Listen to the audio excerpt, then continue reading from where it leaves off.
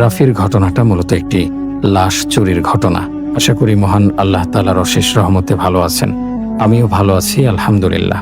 আমার নাম মোহাম্মদ রাফি। আমি কদমতলীতে থাকি। আমি যে ঘটনাটি শেয়ার করতে যাচ্ছি সেটি ঘটেছিল আমার নিজের বেস্ট ফ্রেন্ডের সাথে। আমার বেস্ট ফ্রেন্ড ওর পড়াশোনা শেষ করে গ্রামের বাড়িতে চলে যায়। পড়াশোনা শেষ করে বলতে ভার্সিটি শেষ করে গ্রামে যায়। ওর বাবার বিশাল ফার্ম আছে। ওদের ফার্মে গরু, ছাগল আর হাঁস পালন করা হতো। ওর বাবা হঠাৎ করে প্রচণ্ড অসুস্থ হয়ে যাওয়ার কারণেই ওকে ঢাকা থেকে গ্রামে ফিরে যেতে হয়। কারণ ওর আর কোনো ভাই বোন ছিল না, তাই ফার্মের দায়িত্ব ওকেই নিতে হবে। যাই হোক, এখন আমি আমার বন্ধু যার নাম রাকিব ওর ঘটনাটা বলি। আমি ঘটনাটা ওর কাছ থেকে শুনেছিলাম, তাই ও আমাকে যেভাবে বলেছিল ঠিক সেইভাবে ঘটনাটা বলি। বলছে, রাকিব, আমার বয়স যখন 25, তখন জীবনের এই পর্যায়ে এসে আমি যা দেখেছি, যা অনুভব করেছি, তা পৃথিবীর খুব কম মানুষকেই সহ্য করতে হয়।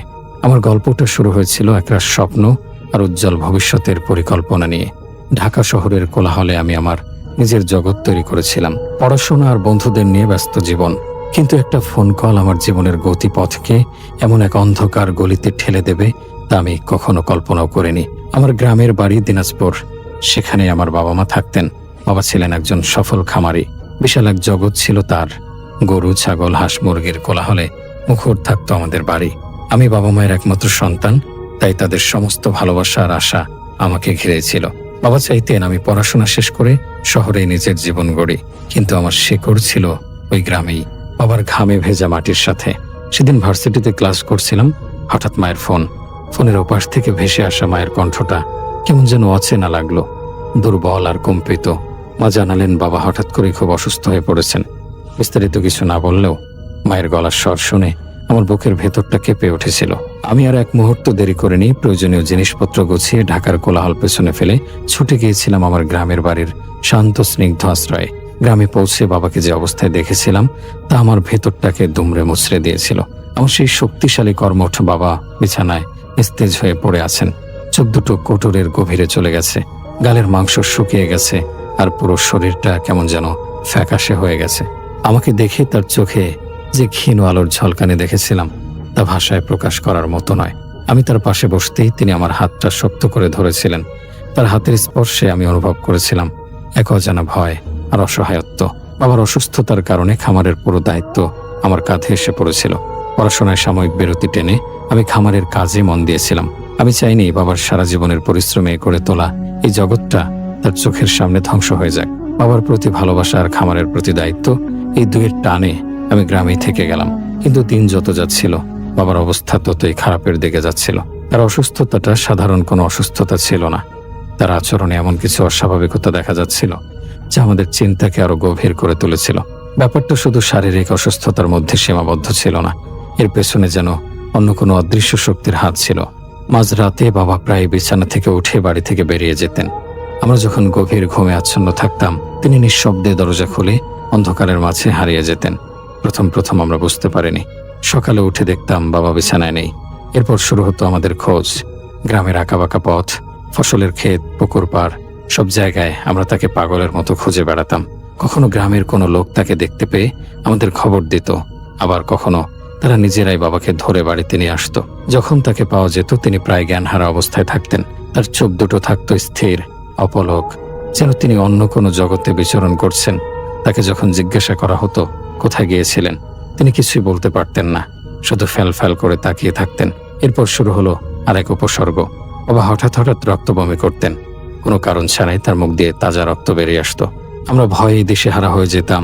আবার কখনো কখনো তিনি মাঝরাতে চিৎকার করে উঠতেন। তার চিৎকার এতটাই ভয়াবহ ছিল যে আমাদের বুকের ভেতরটা ভয়ে হিম হয়ে যেত। তিনি চিৎকার করে বলতেন, চলে যা, আমার কাছ থেকে দূরে চলে যা। কাকে উদ্দেশ্য করে তিনি এই কথাগুলো বলতেন তা আমরা বুঝতে পারতাম না। মনে হতো যেন তিনি কোনো অদৃশ্য শত্রুর সাথে লড়াই করছেন।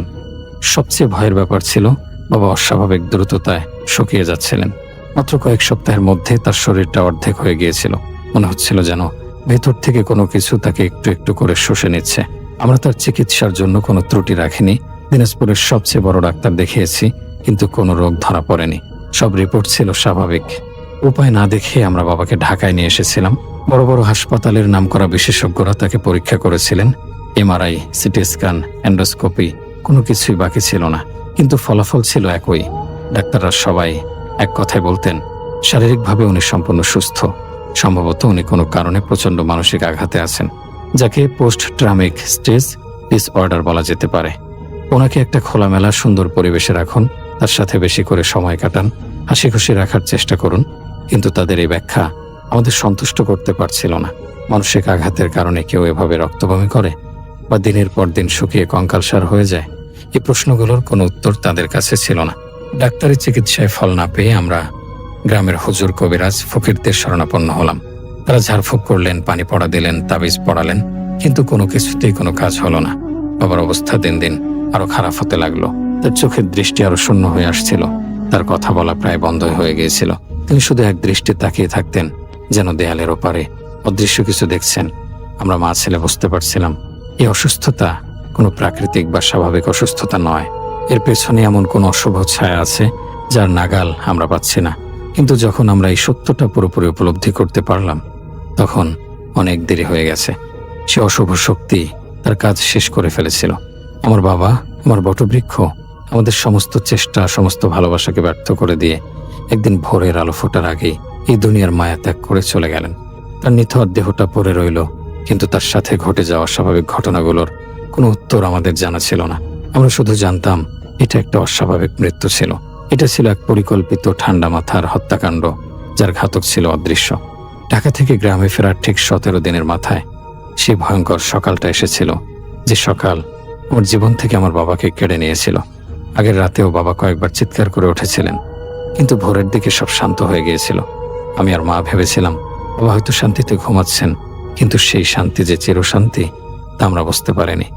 সকালে মা বাবাকে নাস্তা করানোর জন্য তার ঘরে গিয়েছিলেন। আমি তখন খামারের দিকটায় ছিলাম, শ্রমিকদের কাজ বুঝিয়ে দিচ্ছিলাম। হঠাৎ বাড়ির ভেতর থেকে মায়ের এক আকাশ ভাঙা চিৎকার আমার কানে এসে বেঁধল। সে চিৎকার কোনো সাধারণ চিৎকার ছিল না। সে চিৎকার ছিল ভয়, আতঙ্ক আর চূড়ান্ত সর্বনাশের ইঙ্গিত। আমার বুকের ভেতরটা ধড়াস করে উঠেছিল। আমি যে অবস্থায় ছিলাম সেভাবেই বাড়ির দিকে দৌড় দিলাম। আমার মনে হচ্ছিল যেন প্রতিটা মুহূর্ত এক একটা শতাব্দীর মতো দীর্ঘ।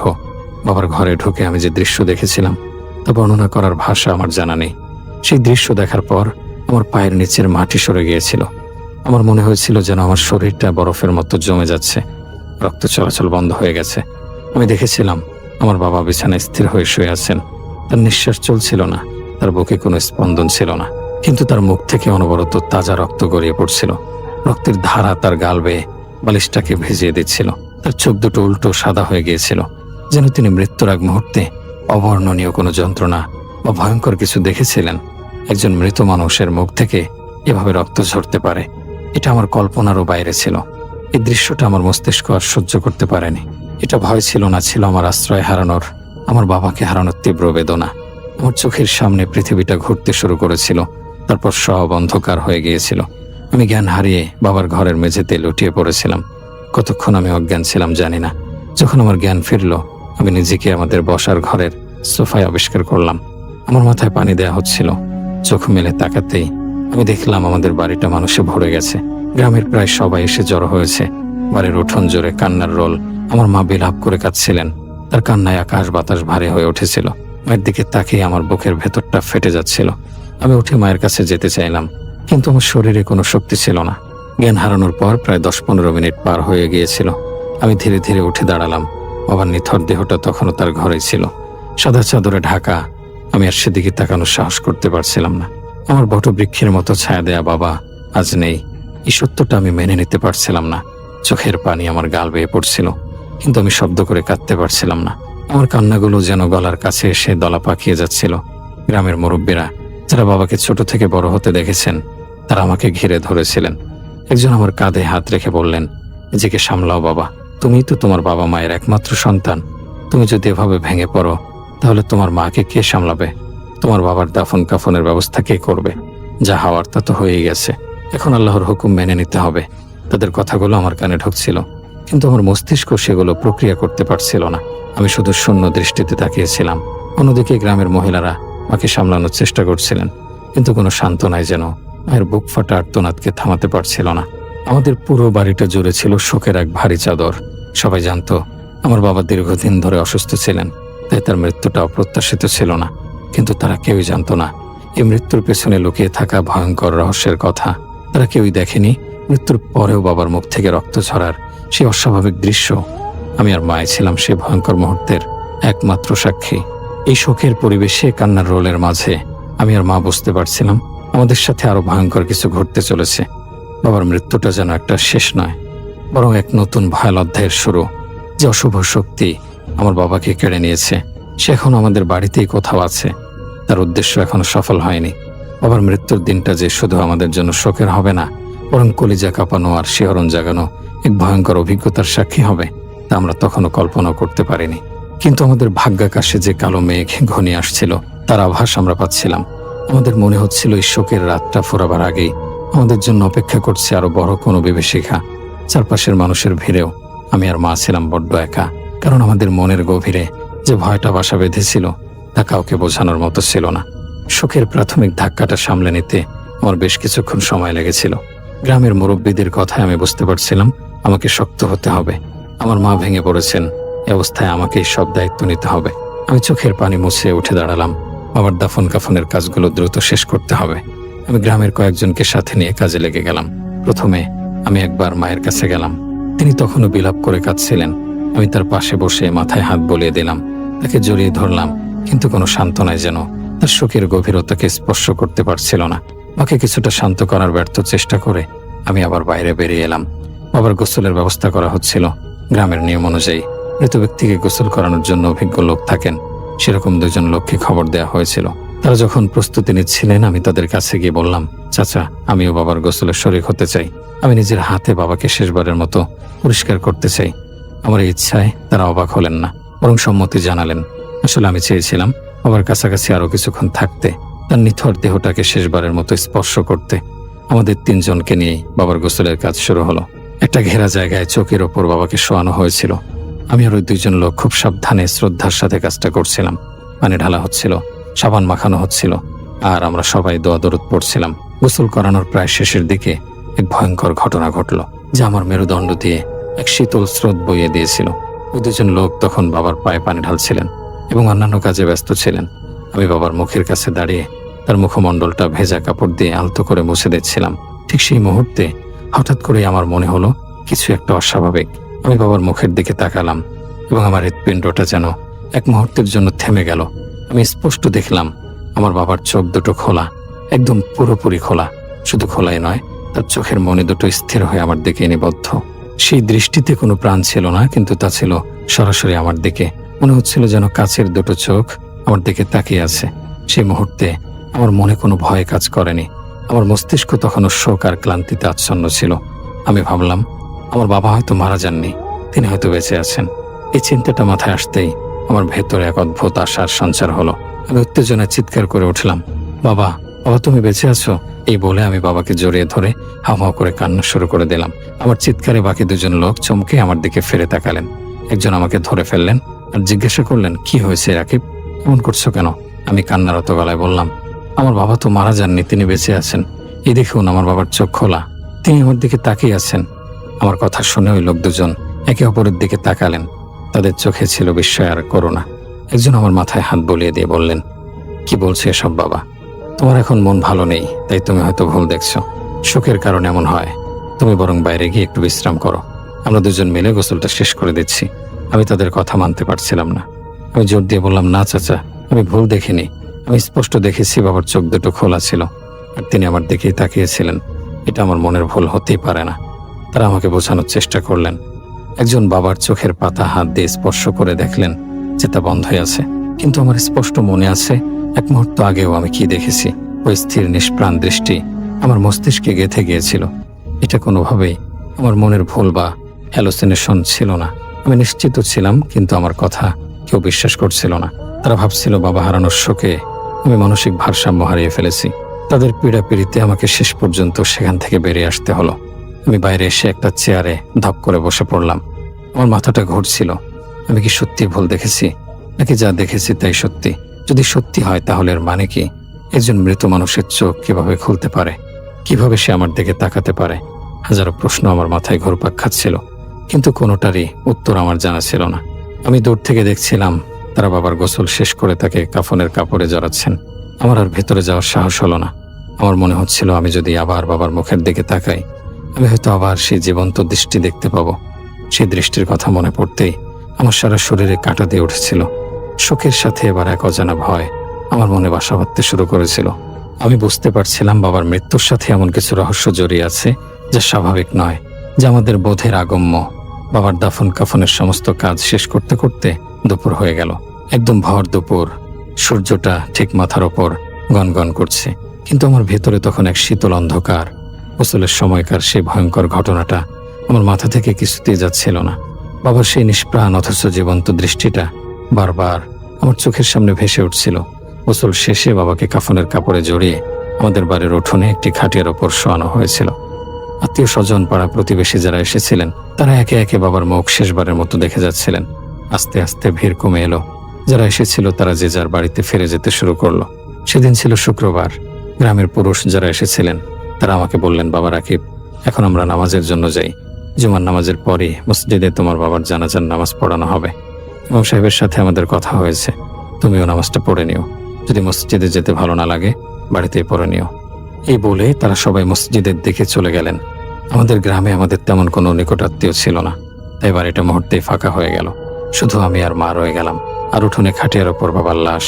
মা তখন উঠোনে বাবার লাশের পাশে বসে বসে কাঁদছিলেন। তার দিকে তাকিয়ে আমার বুকটা ফেটে যাচ্ছিল। আমি মায়ের কাছে গিয়ে তাকে ধরে তুললাম, বললাম, মা ওঠো, চলো আমরা নামাজটা পড়ে নেই, বাবার জন্য দোয়া করি। মা প্রথমে রাজি হচ্ছিলেন না, কিন্তু আমার জোর করাতে তিনি উঠে ঘরের ভেতরে গেলেন। আমি আর মা একসাথে ওযু করে নামাজে দাঁড়ালাম। আমি আমার ঘরে আর মা তার ঘরে নামাজ পড়ছিলেন। প্রথমে 4 রাকাত সুন্নত নামাজ পড়ার পর আমি সালাম ফেরালাম। আমার ঘর থেকে উঠোনটা পরিষ্কার দেখা যায়। সালাম ফিরিয়ে আমি অভ্যাসবশতই উঠোনের দিকে তাকালাম, যেখানে বাবার লাশটা খাটিয়ার ওপর শোয়ানো ছিল। কিন্তু যা দেখলাম তাতে আমার হৃৎপিণ্ডটা যেন গলার কাছে উঠে এলো। আমার সারা শরীর বেয়ে এক ঠান্ডা স্রোত নেমে গেল। আমি দেখলাম খাটিয়াটা শূন্য, বাবার লাশ সেখানে নেই। শুধু লাশই নয়, কাফনের সাদা কাপড়টাও নেই। শুধু একটা খালি কাঠের খাটিয়া উঠোনের মাঝখানে পড়ে আছে। আমি প্রথমে নিজের চোখকে বিশ্বাস করতে পারছিলাম না। আমি চোখ কষলে আবার তাকালাম, কিন্তু দৃশ্যটা একই রকম। আমি দৌড়ে মায়ের ঘরে গেলাম। মা তখনও নামাজ পড়ছিলেন। আমি তাকে ইশারায় ডাকলাম। মা নামাজ ছেড়ে আমার কাছে আসতেই আমি তাকে টেনে বাইরে নিয়ে এলাম। বললাম, মা, বাবা কই? মা শূন্য খাটিয়ার দিকে তাকিয়ে প্রথমে হতভম্ব হয়ে গেলেন, তারপর তার মুখটা ভয়ে ফ্যাকাশে হয়ে গেল। আমরা দুজনে ছুটে খাটিয়ার কাছে গেলাম। আমরা পাগলের মতো এদিক সেদিক খুঁজতে শুরু করলাম। ঘরের ভেতরে বাইরে আনাচে কানাচে সব জায়গায় তন্ন তন্ন করে খুঁজলাম, কিন্তু কোথাও বাবার লাশের কোনো চিহ্ন নেই। আমি আর মা এবার প্রচন্ড ভয় আর পেরেশানিতে দিশেহারা হয়ে গেলাম। এটা কিভাবে সম্ভব?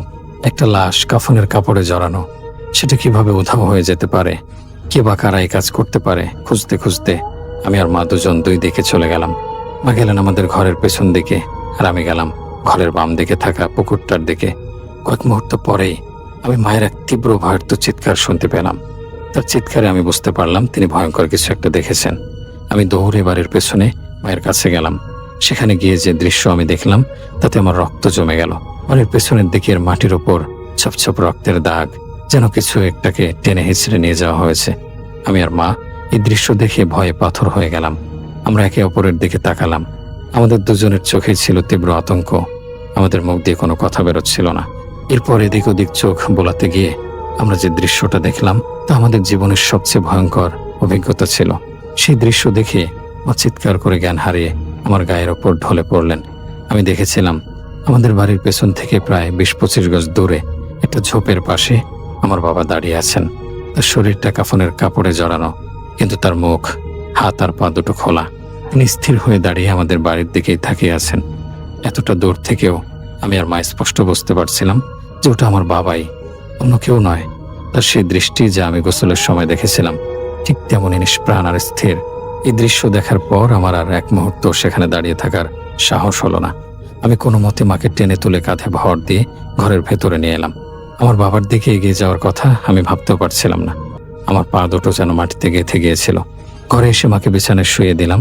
তারপর কাঁপা কাঁপা পায়ে জানালার কাছে গিয়ে বাড়ির পেছনে তাকালাম, কিন্তু সেখানে আর কেউ ছিল না। জায়গাটা ছিল একদম ফাঁকা। আমার বাবা উধাও হয়ে গেছেন, যেন তিনি সেখানে কখনো ছিলেনই না। আমার মাথায় কিছুই কাজ করছিল না। কি হচ্ছে এসব? আমি কি পাগল হয়ে যাচ্ছি, নাকি আমি আর মা যা দেখেছি তা সত্যি? আমি আপ্রাণ চেষ্টা করতে লাগলাম মায়ের জ্ঞান ফেরানোর জন্য। তার মুখে পানির ছিটা দিলাম। কিছুক্ষণ পর মায়ের জ্ঞান ফিরল। জ্ঞান ফিরেই তিনি ভয়ে আমাকে জড়িয়ে ধরলেন। আমরা দুজনেই ভয়ে থরথর করে কাঁপছিলাম। মা কাঁপা কাঁপা কণ্ঠে আমাকে জিজ্ঞাসা করলেন, বাবারে, আমি যা দেখেছি তুইও কি তাই দেখেছিস? আমি কোনো মতে ঢোক গেলে বললাম, হ্যাঁ মা, আমিও তাই দেখেছি। বাবা কাফনের কাপড় পরে আমাদের বাড়ির পেছনে দাঁড়িয়েছিলেন আর আমাদের বাড়ির দিকেই তাকিয়েছিলেন। আমার কথা শুনে মা আমাকে আরো শক্ত করে জড়িয়ে ধরলেন। এই মুহূর্তে আমাদের মনে বাবা হারানোর শোকের চেয়েও বড় হয়ে দেখা দিয়েছিল এক তীব্র অজানা ভয়। আমরা বুঝতে পারছিলাম আমরা কোনো এক ভয়ঙ্কর অশুভ শক্তির পাল্লায় পড়েছি, যেখান থেকে আমাদের মুক্তি পাওয়া হয়তো অসম্ভব। দুপুরের সেই ভয়ঙ্কর ঘটনার পর আমি আর মা ঘরের ভেতরেই দরজা জানালা বন্ধ করে বসেছিলাম। আমাদের দুজনের মুখে ছিল আতঙ্কের ছাপ। আমরা এতটাই ভয় পেয়েছিলাম যে একে অপরের সাথে কথা বলার শক্তিও হারিয়ে ফেলেছিলাম। কিছুক্ষণ পরেই জুমার নামাজ শেষ হলো। নামাজের পর গ্রামের কিছু পুরুষ আমাদের বাড়িতে এলেন বাবার লাশ দাফন করার জন্য। তারা উঠোনে এসে শূন্য খাটিয়ে দেখে অবাক হলেন। একজন জিজ্ঞাসা করলেন, কিরে রাকিব, লাশ কোথায়?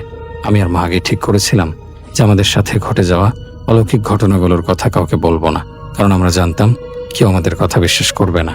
সবাই ভাববে স্বামী আর বাবা হারানোর শোকে আমরা দুজন পাগল হয়ে গেছি। তাই আমি একটা মিথ্যা কথা বললাম। আমি বললাম, চাচা, লাশ তো ঘরের ভেতরেই আছে, বাইরে রোদ ছিল তাই ভেতরে নিয়ে এসেছি। এই বলে আমি আর গ্রামের কয়েকজন মিলে একটা খালি চাদর দিয়ে খাটিয়াটা ঢেকে এমনভাবে বাইরে নিয়ে এলাম যেন তার ভেতরে লাশ আছে। আমার বুকটা ভয়ে আর অপরাধ বোধে কাঁপছিল, কিন্তু এছাড়া আমার আর কোনো উপায় ছিল না। আমি গ্রামের দুইজন মহিলাকে অনুরোধ করলাম আমার মায়ের সাথে থাকার জন্য। তারপর আমি সেই লাশ নিয়ে কবরস্থানের দিকে রওনা হলাম। আমার জীবনের কি এক নির্মম পরিহাস! আমি আমার বাবার লাশ ছাড়াই তার দাফনের জন্য যাচ্ছিলাম। কবরস্থানে পৌঁছে প্রথমে জানাজার নামাজ পড়ানো হলো। ইমাম সাহেব দোয়া দরুদ পড়লেন আর আমি সহ উপস্থিত সবাই তাতে শরীক হলাম। আমার মনে হচ্ছিল যেন আমি এক ভয়ঙ্কর নাটকের অভিনয় করছি। জানাজার নামাজ শেষ হওয়ার পর প্রায় সবাই চলে গেলেন। শুধু হাতে গোনা 4-5 জন রয়ে গেলেন। এর মধ্যে 3 জন ছিলেন যারা কবর খুঁড়ছিলেন। একজন মধ্যবয়স্ক চাচা, যার সাথে আমাদের পরিবারের খুব ভালো সম্পর্ক ছিল, আর আমি নিজে। কবর খোঁড়ার কাজ চলছিল। হঠাৎ সেই চাচার বাড়িতে কোনো একটা জরুরি কাজ পড়ায় তিনিও চলে গেলেন। এমনকি ইমাম সাহেবও তার বাড়িতে কোনো সমস্যার কারণে জরুরিভাবে চলে যেতে বাধ্য হলেন। এখন কবরস্থানে রয়ে গেলাম শুধু আমি আর কবর খুঁড়তে থাকা ওই 3 জন লোক। তারা তাদের কাজে ব্যস্ত ছিলেন। আমি কবর খোঁড়ার জায়গা থেকে প্রায় 10-15 হাত দূরে একটা গাছের নিচে খাটিয়াটা রেখে তার পাশে বসেছিলাম। আমি মন খারাপ করে কাঁদছিলাম। একদিকে বাবার শোক, অন্যদিকে ঘটে যাওয়া ভয়ঙ্কর সব ঘটনা, সবকিছু মিলিয়ে আমার মানসিক অবস্থা বিপর্যস্ত ছিল। হঠাৎ আমি আমার পেছন দিক থেকে বাবার কণ্ঠ শুনতে পেলাম।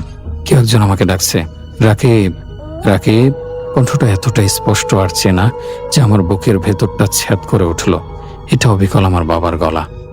আমি কান্না থামিয়ে অবাক হয়ে পেছনে তাকালাম, কিন্তু সেখানে কেউ ছিল না। আমি উঠে দাঁড়ালাম। আমি সেই ডাক অনুসরণ করে কয়েক পা এগিয়ে গেলাম। আমি বুঝতে পারছিলাম না কে আমাকে ডাকছে, যার কণ্ঠস্বর হুবহু আমার বাবার মতো। 7-8 হাত দূরে যাওয়ার পর যখন আমি কাউকে খুঁজে পেলাম না, তখন আমার মনে খটকা লাগলো। আমি ভয় পেয়ে আবার আমার বাবার লাশের কাছে ফিরে এলাম, কিন্তু সেখানে এসে আমার পায়ের তলার মাটি যেন পুরোপুরি সরে গেল। আমি দেখলাম খাটিয়াটা আবার শূন্য, তার উপর যে চাদরটা দিয়ে ঢাকা ছিল সেটাও নেই। আমি পাগলের মতো ছুটে কবরের কাছে গেলাম। সেখানে যারা কবর খুঁড়ছিলেন তাদেরকে প্রায় চিৎকার করে জিজ্ঞাসা করলাম, আপনারা কি আমার বাবাকে মাটি দিয়ে ফেলেছেন? তারা আমার দিকে অবাক হয়ে তাকালেন। একজন বললেন, না তো, আমাদের তো এখনো কবর খোঁড়ার কাজই পুরোপুরি শেষ হয়নি। আপনি তো আপনার বাবার লাশের সাথেই বসেছিলেন, আমরা তো আপনার বাবার লাশ দেখিনি। এই কথা শোনার পর আমার গায়ের সমস্ত রক্ত যেন জমাট বেঁধে বরফ হয়ে গেল। আমার শির দ্বারা বেয়ে এক ঠান্ডা শিহরণ নেমে গেল। আমার মনে পড়ে গেল সেই ভয়ঙ্কর ঘটনা যা একটু আগে আমার আর আমার মায়ের সাথে ঘটেছিল। আমরা দেখেছিলাম আমার বাবা আমাদের বাড়ির পেছনে কাফনের কাপড় পরে দাঁড়িয়ে বাড়ির দিকে তাকিয়ে রয়েছেন। এসব মনে পড়তে আমার হাত পা থরথর করে কাঁপতে শুরু করলো। আমার এতটাই ভয় করছিল যে আমি একা একা আমার বাবার লাশ খোঁজার সাহস পাচ্ছিলাম না। আমি ওই লোক 3 জনের কাছে সাহায্য চাইলাম। তারাও ব্যাপারটা শুনে কিছুটা অবাক আর ভীত হলেন, কিন্তু আমাকে সাহায্য করতে রাজি হলেন। আমরা 4 জন মিলে পুরো কবরস্থান আর তার আশপাশ তন্ন তন্ন করে খুঁজতে শুরু করলাম।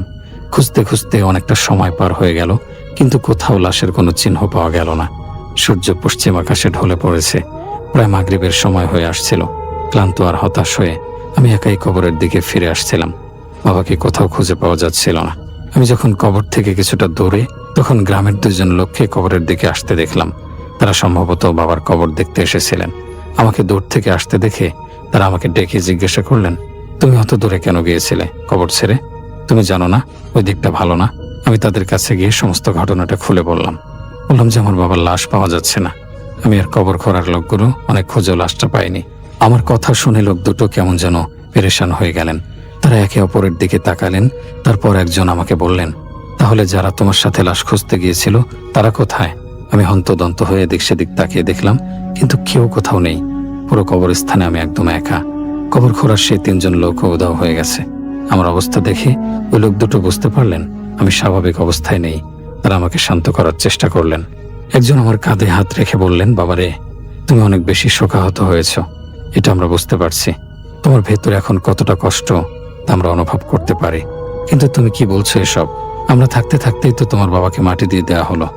এই কথা শুনে আমি যেন আকাশ থেকে পড়লাম। আমার প্রচণ্ড রাগ হলো। আমি বললাম, আপনারা কি আমার সাথে মজা করছেন? এদিকে আমি আমার বাবার লাশ খুঁজে পাচ্ছি না, আর আপনারা বলছেন যে আমার বাবাকে মাটি দিয়ে দেওয়া হয়েছে। লোক দুটো শান্তভাবে হাতের ইশারায় আমাকে একটা কবর দেখালেন। তারপর বললেন, এই কবরটাই তো তোমার বাবার জন্য খোঁড়া হয়েছিল, তাই তো? আর ওই যে নেম প্লেটটা, ওটা দেখো। আমি তাদের দেখানো দেখে তাকালাম এবং আমার বিস্ময়ের আর কোনো সীমা রইল না। আমি দেখলাম যে জায়গাটাতে কবর খোঁড়া হচ্ছিল সেই জায়গাটা এখন পুরোপুরি ভরাট।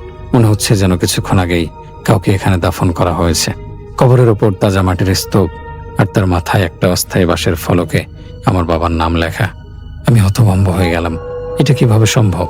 আমি তো এখানেই ছিলাম, আমার চোখের সামনেই তো কবর খোঁড়া হচ্ছিল। তাহলে কখন দাফন করা হলো? আর দাফনই যদি করা হবে তাহলে লাশটা কোথায়? আমার মাথায় আর কিছুই কাজ করছিল না। আমি কি স্বপ্ন দেখছি, নাকি আমার বাস্তবতাই আমার সাথে প্রতারণা করছে? আমি সেই ভরাট কবরের দিকে ফেলফেল করে তাকিয়ে রইলাম। আমার পৃথিবীটা যেন আমার চারদিকে ঘুরছিল। কবরস্থানের সেই অবিশ্বাস্য ঘটনার পর আমি প্রায় নির্বাক হয়ে গিয়েছিলাম। গ্রামের ওই 2 জন লোক আমাকে সান্ত্বনা দিয়ে বাড়িতে পৌঁছে দিয়েছিলেন। বাড়ি ফিরে আমি যখন মাকে সবকিছু খুলে বললাম, মা তখন আর অবিশ্বাস করলেন না, কারণ ইতিপূর্বে দুপুরে আমাদের দুজনের সাথে যা ঘটেছিল তারপর আর কোনো কিছুকে অসম্ভব বলে মনে হচ্ছিল না। আমরা বুঝতে পারছিলাম আমরা এমন এক জগতের মুখোমুখি হয়েছি যার কোনো যুক্তিসঙ্গত ব্যাখ্যা নেই। আমরা দুজন দুজনের মনকে নানান ধরনের সান্ত্বনা দিয়ে সেই রাতটা কাটানোর চেষ্টা করলাম। যদিও আমাদের কারোই খাওয়ার বা ঘুমের কোনো ইচ্ছা ছিল না, তবুও আমরা না খেয়ে শুয়ে পড়লাম। সেই রাতে আমার আর মায়ের চোখে এক ফোঁটাও ঘুম আসেনি। আমরা শুধু ভয়ে জড়সড় হয়ে একে অপরের ঘরে জেগে বসেছিলাম। পরদিন সকালে আমি মায়ের ঘরে গেলাম। আমি মাকে বললাম যে আমি রাতে একটা ভয়ঙ্কর স্বপ্ন দেখেছি। আমার কথা শুনে মা চমকে উঠলেন। তিনি জানালেন যে তিনিও নাকি অবিকল একই স্বপ্ন দেখেছেন। এরপর আমরা যখন একে অপরের স্বপ্নের কথা বললাম, তখন আমাদের হৃদয় ভয়ে জোরে জোরে কাঁপতে শুরু করলো, কারণ আমাদের দুজনের স্বপ্ন ছিল হুবহু এক। আমরা দুজনেই স্বপ্নে দেখেছি এক বিশাল বিভৎস কালো পশু, যার সারা গায়ে ভাল্লুকের মতো বড় বড় লোম, মুখটা ভয়ঙ্কর, আর মুখে হাতির দাঁতের মতো 2টো বড় দাঁত বেরিয়ে আছে। সে কবর খুঁড়ে আমার বাবার লাশটা বের করে ছিঁড়ে ছিঁড়ে খাচ্ছে। স্বপ্নের সেই দৃশ্যটা এতটাই জীবন্ত ছিল যে আমাদের মনে হচ্ছিল যেন আমরা সত্যি সত্যি ঘটনাটা ঘটতে দেখেছি। এই স্বপ্নের পর আমার আর মায়ের মনে ভয়টা একেবারে গেঁথে গেল। আমাদের মনে হতে লাগলো আমার বাবার লাশটা হয়তো সত্যি কবরে নেই। সেই ভয়ঙ্কর জন্তুটা হয়তো সত্যিই তার লাশটা খেয়ে ফেলেছে। আমরা আর দেরি করলাম না। আমরা তৎক্ষণাৎ গ্রামের মসজিদে ইমাম সাহেবের সাথে যোগাযোগ করলাম। আমরা তার কাছে গেলাম এবং আমার বাবার মৃত্যুর পর থেকে শুরু করে গতকাল সকাল পর্যন্ত আমাদের সাথে যা যা ঘটেছিল সবকিছু খুলে বললাম। বাবার মুখ থেকে রক্ত পড়া, গোসলের সময় চোখ খুলে তাকানো, বাড়ি থেকে লাশ উধাও হয়ে যাওয়া, বাড়ির পেছনে কাফনের কাপড়ে বাবাকে দাঁড়িয়ে থাকতে দেখা, কবরস্থান থেকে আবার লাশ উধাও হওয়া এবং সবশেষে ভরাট কবর আবিষ্কার করা, কোনো কিছুই আমরা বাদ দিলাম না। আমরা তাকে আমাদের দেখা ভয়ঙ্কর স্বপ্নের কথা বললাম। সবকিছু শুনে আমরা ইমাম সাহেবের কাছে অনুরোধ করলাম যেন একেবারের জন্য আমার বাবার কবরটা খুঁড়ে দেখা হয়। আমাদের মনের ভেতর যে সন্দেহ আর ভয়টা কাজ করছে তা দূর করার জন্য এটা খুব দরকার ছিল। আমাদের পরিস্থিতি এবং আমাদের সাথে ঘটে যাওয়া ঘটনাগুলোর ভয়াবহতা উপলব্ধি করে ইমাম সাহেব রাজি হলেন। তিনি বুঝতে পারছিলেন আমরা বানিয়ে কথা বলছি না। তিনি গ্রামের কয়েকজন বয়োজ্যেষ্ঠ মুরব্বীকে সাথে নিয়ে কবরস্থানে গেলেন। আমাদের অনুরোধে আবারও আমার বাবার কবর খোঁড়া শুরু হলো।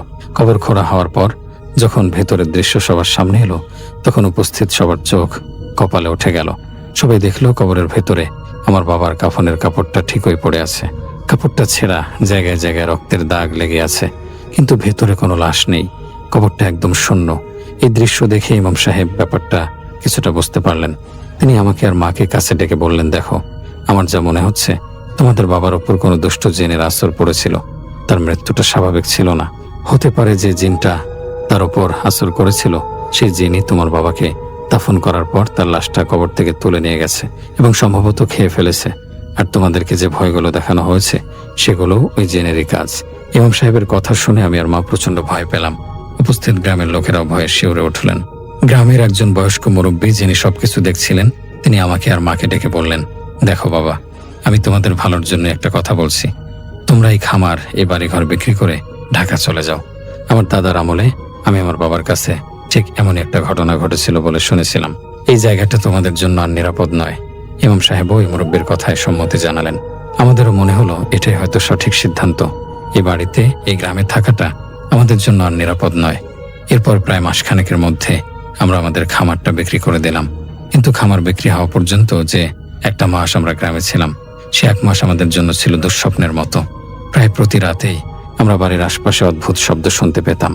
কখনো মনে হতো কেউ বাড়ির চারপাশে হাঁটছে, আবার কখনো আমি আর মা দুজনে স্পষ্ট আমার বাবার কণ্ঠে ডাক শুনতে পেতাম। রাকিব। অবশেষে আমরা সবকিছু গুছিয়ে ঢাকায় চলে এলাম।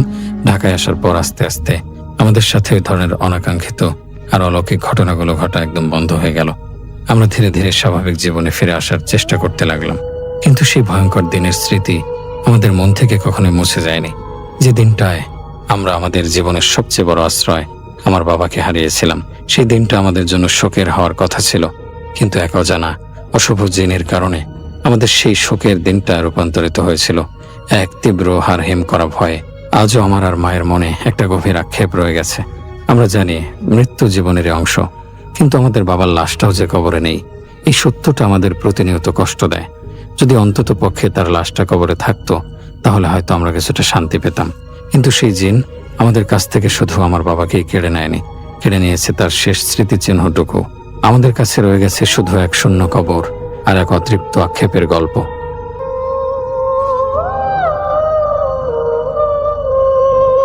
আসসালামু আলাইকুম রাসেল ভাই এবং আসসালামু আলাইকুম লিসেনার্স, আশা করি সবাই ভালো আছেন। এবারের ঘটনাটি সত্যি বেশ অদ্ভুত এবং এরকম ঘটনা আমি এর আগে কখনোই শুনি নাই। আশা করি আপনারাও শুনবেন না, আমার ধারণা আর কি। এই ঘটনাটি টাঙ্গুয়ার হাওরের একটি বিশেষ জায়গার ঘটনা। এটিও ওয়াচ টাওয়ারের কাছাকাছি। ওনারা হাওরের কাছে মাছ ধরে বাড়ির দিকে ফিরছিলেন। সেখানে মূল হাওর থেকে একটি ছোট্ট খালের মতো চলে গেছে। এই খালটির নাম হচ্ছে চটাইন্নার খাল। আবারও বলছি, এই খালটির নাম হচ্ছে চটাইন্নার খাল। আমাকে এভাবেই বেলাল ভাই বলেছেন। যখন ওনারা ফিরছিলেন তখন সময়টি ছিল আসরের আজানের পর, মানে আসরের আজানের ঠিক পরপর, মানে সন্ধ্যার আগে না, কিন্তু আসরের আজানের ঠিক পরপর। আর তখন সাল ছিল 2011 কি 12 সাল। বেলাল ভাইয়ের সাথে নৌকার মাঝি ছিল এবং আরেকজন মুরব্বী ছিল, তার নাম ছিল ইশরাক আলী, যিনি এখনো জীবিত আছেন। ওনারা যখন ওই রাস্তা দিয়ে এগোচ্ছিলেন, মানে পানির ওই ছোট্ট খাল দিয়ে আগাচ্ছিলেন, ওখানে কিন্তু শুধু একটি নৌকাই, মানে চিকন একটি নৌকা শুধু যেতে পারে, ফেরার পথে অন্যটা কিন্তু আসতে পারে না, এতটা সরু একটি মানে নৌপথ আর কি। সেখানে যখন ওদিক দিয়ে নৌকা নিয়ে যাচ্ছিলেন, হঠাৎ ওনারা সামনে আর কিচ্ছু দেখতে পান না, অন্ধকার। মনে হচ্ছে অন্ধকারের একটি বিশাল পর্দা ওনাদের সামনে পড়ে গেছে। কিন্তু ওরা পেছন দিকে তাকিয়ে দেখেন, পেছনে কিন্তু আলো, একদম সব স্বাভাবিক। ওনাদের ডানে আলো, ওনাদের বায়ে আলো, কিন্তু মনে হচ্ছে আকাশ থেকে একদম নিচ পর্যন্ত একটি অন্ধকারের পর্দা ওনাদের সামনে পড়ে গেছে। এবং এমন ঘুটঘুটে অন্ধকার দেখা যাচ্ছে যে তখন সূর্যের আলো থাকার পরেও ওই অন্ধকার এক চিলতেও দূরীভূত হচ্ছিল না। তখন বেলাল ভাই বলছে যে কি ব্যাপার, এরকম হলো কেন? আমি কি চোখে ভুল দেখছি নাকি আপনারাও মানে আমি যা দেখছি সেটাই দেখছেন? তখন ওনার সাথে থাকা ইশরাক আলী উনি বলেন যে আমরা সবাই ঠিক দেখছি, এটি অন্য জগতে চলে যাওয়ার একটি রাস্তা।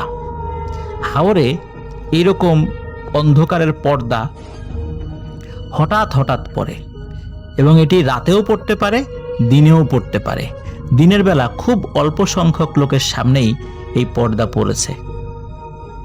কেউ যদি এই পর্দা সামনে পড়ার পরেও নৌকা নিয়ে এর মধ্যে ঢুকে যায়, আর কখনোই তাকে ফেরত পাওয়া যাবে না। সে যে কোথায় হারিয়ে যাবে কেউ বলতে পারে না। স্থানীয়ভাবে হাওরের ভাষায় এটি অন্য জগতে যাওয়ার রাস্তা হিসাবে তাদের কাছে পরিচিত, কিন্তু সবাই এটি দেখতে পায় না বা অনেকের সাথে সেটি ঘটে নেই, যেটি বেলাল ভাইয়ের সাথে ঘটেছিল। বেলাল ভাই এমত অবস্থায় যে কাজটি করেন, কি করবেন উনি ওই ইস্টাগালের কথা আসলে বিশ্বাস করতে পারছিলেন না। উনি তখন ওনার সাথে যে মোবাইল ফোনটি ছিল, এই মোবাইল ফোন দিয়ে উনি বিভিন্ন জনকে ফোন দেওয়া শুরু করেন যে আমি এখন চটান্নার খালে আছি, আমার সামনে এরকম ঘটনা, আমি এখন কি করব। প্রত্যেকেই তাকে বলেন, খবরদার বেলাল, তুমি ভুলেও নৌকার এক চুল সামনেও আগাবা না, এক চুল পেছনেও ফেরার চেষ্টা করবা না। তুমি যদি পেছনে ফেরো তখনও বিপদে পড়বা, তুমি যদি সামনে অন্ধকারের মধ্যে ঢুকে যাও তাহলে তো তোমার অবস্থা কি হবে সেটা বুঝতেই পারছো। তখন বেলাল ভাই বলেন যে তাহলে আমাদের কি করণীয়। তখন ওই ইশরাক আলী এবং ফোনে যাদের সাথে আলোচনা করেছেন প্রত্যেকে বলেছেন, ঠায় ওই জায়গায় দাঁড়িয়ে থাকবা, একদম কেউ এক চুল নড়ার চেষ্টা করবা না। ঘন্টাখানেক পরে এটি একাই চলে যাবে। আসর থেকে মাগরিব হয়ে যায়, মাগরিবের আজান হয়ে যায়, তাও ওই অন্ধকারের ওই পর্দাটি সরে না। মাগরিব থেকে এশা হয়ে গেছে, এশার আজান হয়ে গেছে, তাও একই রকম, ওনারা কোনো সারা শব্দ নাই, সবাই ওই নৌকার মধ্যে বসে আছেন। এবং আরো অদ্ভুত বিষয় হচ্ছে যে স্বাভাবিকভাবে তো অপর পাশ থেকেও কেউ এদিকে আসবে, ওই অপর পাশ থেকেও কোনো নৌকা এদিকে আসার কোনো সারা শব্দ পাওয়া যাচ্ছে না। আবার পেছন থেকে যে অন্য কোনো নৌকা আসবে তাদের মতো করে চটান্নার খাল দিয়ে ওই পাশে যাওয়ার জন্য, এমনও কোনো নৌকা তখন আসছিল না। আসলে কি রহস্য ছিল? যারা অন্ধকারের পর্দার ওই পাশে ছিল তারা আসলে কি দেখছিল, বা যারা যেই পাশটাতে আলোকিত ছিল তারা যারা ওইদিকে ছিল তারা কি দেখছিল? কিন্তু আসলে এইটাই রহস্যজনক বিষয়, ওই সময় আশেপাশে কেউ ছিল না, শুধু ওই নৌকাটিই ছিল, আর তাদের সাথে এই অন্ধকারের রহস্যময় পর্দা দৃশ্যমান হয়েছিল। এশার নামাজের পর হঠাৎ করে যেভাবে ওই অন্ধকারের পর্দা দৃশ্যমান হয়েছিল আলোর মধ্যে, ঠিক তেমনি এশার নামাজের পরে হঠাৎ করেই ওই পর্দাটি অদৃশ্য হয়ে যায়। তখন সামনে চাঁদের আলো বা আরো যে আলো রয়েছে সামনে স্পষ্ট দেখা যাচ্ছিল, এবং তখন ওনারা নৌকা সামনের দিকে আগে বাড়ান। ওনারা যাদের কাছে ফোন করে সাহায্য চেয়েছিলেন প্রত্যেকে বলেছে, তোমাদেরকে সাহায্য করার জন্য এখন যেই যাবে সেই মারা যাবে। এই জন্য তাদের ফোন করে বলার পর তাদের সাহায্যের জন্য ওই সময় কেউ আসতে সাহস করেনি। প্রত্যেকেই তাদেরকে ফোন করে অভয় দিয়েছেন যে কোনো ভয় নেই, এটি চলে যাবে, কিন্তু তোমরা কেউ এক চুল নড়বা না। অন্ধকারের এই রহস্যময় এই পর্দা হঠাৎ করে নেমে আসা, এটি টাঙ্গুয়ার হাওরে হঠাৎ হঠাৎ ঘটে। যেমন হঠাৎ নেমে আসে তেমনি ঘটেও হঠাৎ করে। এটি ঘটেছিল 2011 কি 12 সালের দিকে। বেলাল ভাই যার প্রত্যক্ষ সাক্ষী। এইটির কাছাকাছি আরো একটি ঘটনা, সেটি হচ্ছে এই চটান্নার খাল কাছাকাছি আর একটা বিল আছে, এটাকে স্থানীয় ভাষায় রৌয়ার বিল বলা হয়। এই রৌয়ার বিল ওয়াচ টাওয়ারের উত্তর দিকে অবস্থিত।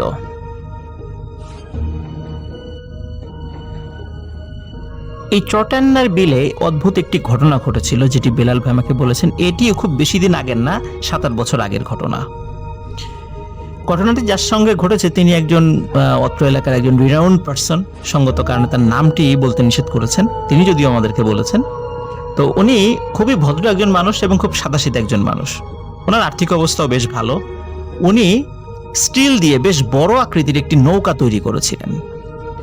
নৌকাটি তৈরি করতে তার বেশ খরচ হয়েছিল এবং খুব শক্তপোক্ত এবং অনেক যত্ন করে নৌকাটি তৈরি করা হয়েছিল। নৌকাটি এমন ছিল যে 1 মাসও যদি পানির উপরে ভেসে থাকে তাহলে নৌকার মধ্যে এক ফোঁটা জলও ঢুকবে না। সাধারণত আমরা দেখি নৌকার মধ্যে কিন্তু পানি ওঠে এবং পানি নিষ্কাশনের জন্য আর একটা পাইপ থাকে, এটা আপনারা সকলেই দেখেছেন, যে ট্রলার হোক বা জাহাজ হোক বা নৌকা হোক, এরকম পানি কিন্তু ওঠেই, অল্প অল্প করে পানি ওঠে এবং সেই পানিটি আবার সেচে ফেলে দিতে হয়। ওই নৌকাটি এমন একটা বৈশিষ্ট্য ছিল যে কয়েক মাস ভেসে থাকলে ওর মধ্যে পানি ঢুকতো না। যাই হোক, নৌকাটি খুব ভালো ছিল। উনি একদিন, মানে একদম দিনের বেলার ঘটনা, এটাও দিনের বেলা, উনি ওই রাওয়ার বিল দিয়ে ওই নৌকা নিয়ে আসছিলেন আশেপাশে। এটা কিন্তু বেলাল ভাই নিজেই প্রত্যক্ষ করেছেন এই ঘটনাটি। উনিও আরেকটি নৌকায় মানে উনি দাঁড়ানো ছিলেন, ওনারা হাওর পাহারা দিতেন আর কি। তো ওরকম ওনারা যখন টহল দিচ্ছিলেন তখন উনি দেখছেন যে ওই নৌকাটি আসছে। হঠাৎ করে নৌকাটির মাথা মনে হলো যে পানির মধ্যে ঢুকে গেল। মানে হঠাৎ করে মাথার অংশ, নৌকার পেছনের অংশ থাকে, সামনের অংশ থাকে, মনে হচ্ছে সামনের অংশটা ভারী কোনো কিছু এমন ভাবে চাপ দিয়েছে যে মাথার অংশটা পানির মধ্যে ঢুকে গেছে। আর নৌকার মধ্যে খুব দ্রুত গতিতে পানি ঢুকে যাচ্ছে। ওই লোকটি তো নৌকার মধ্যে থেকে চিৎকার চেঁচামেচি করছে, এই আমার নৌকা ডুবে গেল, নৌকা ডুবে গেল। ওনারা প্রত্যেকেই কিন্তু দেখছিলেন যে আসলে ঘটনাটা কি, যে সত্যি নৌকা ডুবে যাচ্ছে। ওনারা অবাক হয়েছেন, কি ব্যাপার, কোনো কারণ ছাড়া নৌকা ডুবে গেল। ওনারা দ্রুত নৌকার কাছে যেতে যেতে নৌকা যদি ডুবে যায়, ওই মুরব্বীকে সকলে মিলে উদ্ধার করেন এবং এর ঘন্টাখানেক পরে নৌকাও পানির নিচ থেকে উদ্ধার করা হয়। ওখানে খুব বেশি পানি ছিল না, যার কারণে ওই নৌকা উদ্ধার করতে খুব বেশি বেগ পেতে হয়নি, যদিও নৌকাটা অনেক ভারী ছিল যেহেতু স্টিলের নৌকা। তো ওই যেই লোকটি ছিল তার কাছে যখন জিজ্ঞেস করা হলো, কি ব্যাপার, আপনার নৌকা হঠাৎ ডুবে গেল কেন, তখন ওই লোকটি বলে যে আমি দেখলাম সামনে, আমার নৌকার ঠিক সামনে, মানে নৌকার একদম মাথায় আকাশ থেকে হঠাৎ করে কালো কি যেন একটা লম্বা এসে ধাপ করে নৌকার সামনে বসলো, আর বসার সাথে সাথে নৌকার মাথা পানির নিচে তলিয়ে গেছে। আর তখনই নৌকার মধ্যে পানি ঢুকে গেছে। তোমরা হয়তো বা সেই কালো জিনিসটাকে দেখো নাই, কিন্তু আমি স্পষ্ট দেখেছি। প্রিয় লিসেনার্স, কি হতে পারে সেটি? এটি আমরা অনেক রকম ভাবে ব্যাখ্যা করতে পারলেও টাঙ্গর হাওরের মানুষের কাছে সেটি দেও নামে পরিচিত। দেও মানে দানব। আশা করছি বেলাল ভাইয়ের এই ঘটনাটিও আপনাদের ভালো লেগেছে।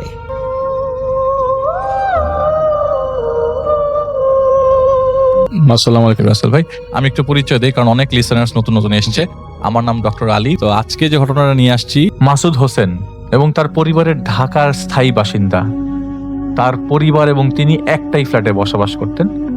তিনি একটা বেসরকারি প্রতিষ্ঠানে চাকরি করতেন এবং ঘটনাটা 2015 সালের রমজানের ঈদের কয়েকদিন পর থেকে শুরু হয়। সেদিন হালকা বৃষ্টি হচ্ছিল এবং পরিবেশটা ছিল ঠান্ডা। রাত 12টা নাগাদ উনি শুয়ে পড়েন। তার কিছুক্ষণ পর উনি কি করে, মানে হঠাৎ করে ঘুমানোর পরে উনি শোনেন যে বাকবাকুম টাইপের কবুতরের ডাক ওনার বাসার জানালার কার্নিশের উপর থেকে।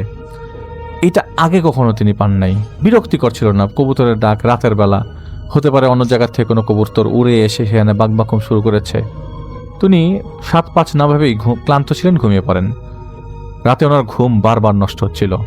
প্রতিবার ঘুম ভেঙে যেত একটা স্বপ্ন দেখে, এবং তা হলো ওনার বুকের উপর একটা কালো সাপ ফেনা ফোনা তুলে হিস হিস করছে এবং বড় করে মুখ হা করে সাপটি তার দিক সামনে দুটো দাঁত দেখাচ্ছে। এটা সে রাতে উনি বারবার দেখছিলেন আর ওনার ঘুম বারবার ভেঙে যাচ্ছিল। তো সকালে উনি নিজের মতো করে অফিসে চলে যান এবং কাউকে কিছু না জানিয়েই চলে যায়। বলে রাখা ভালো, পরিবারে কিন্তু তার মা, বাবা, স্ত্রী এবং 2 ছেলে মেয়ে ছিল। উনি বাড়ি ফেরার পর ওই দিন কিছুক্ষণ পর পর পায়ের জুতার মোজা থেকে যে ঘামের দুর্গন্ধটা আসে সেটা পাচ্ছিল। এমনভাবে পাচ্ছে যে সেই গন্ধটা তার শরীর থেকে আসছে। তিনি কি করলেন, এই দুর্গন্ধটা সরানোর জন্য গোসল করলেন। একবার করলেন, আবারও করলেন, পারফিউম ব্যবহার করলেন। এছাড়া তিনি সবসময় পরিষ্কার থাকতেন অনেক আগের থেকেই, কিন্তু এই গন্ধটা তার শরীর থেকে যাচ্ছিল না, আর গন্ধটা পাচ্ছিল কিছুক্ষণ পর পর। তিনি তার স্ত্রীকে বলেন, তার স্ত্রী বলেন হয়তো বাড়ির বাতাসের সাথে আসতেছে, তুমি টেনশন করো না। কিন্তু গন্ধটা তিনি ছাড়া আর কেউ পাচ্ছিল না। নর্মালি কেউ যদি পায়ের মধ্যে মোজার গন্ধ থাকে, দেখা যায় যে অন্য মানুষও গন্ধ পায় এবং নাক ছিটকায়, এটা কিন্তু আমরা জানি, কিন্তু আশেপাশের কেউ পাচ্ছিল না। উনি খাবার খেতে বসে, তো উনি যখন খাবার খায়, খাবার খাওয়ার সময় গন্ধটা পাচ্ছিল এবং স্ত্রীকে বলে, স্ত্রী বলেন কিসের গন্ধ, তোমার নাকি সমস্যা, আমি কোনো গন্ধ পাচ্ছি না। উনি তার মাকে বলেন, তার মা একই কথা বলে। রাতে ঘুমাতে যাওয়ার সময় একই ঘটনা ঘটলো। অনেকটা ক্ষীণভাবে তিনি দেখলেন যে কবুতরের বাকবাকুমের শব্দটা তিনি আসছে আর কি।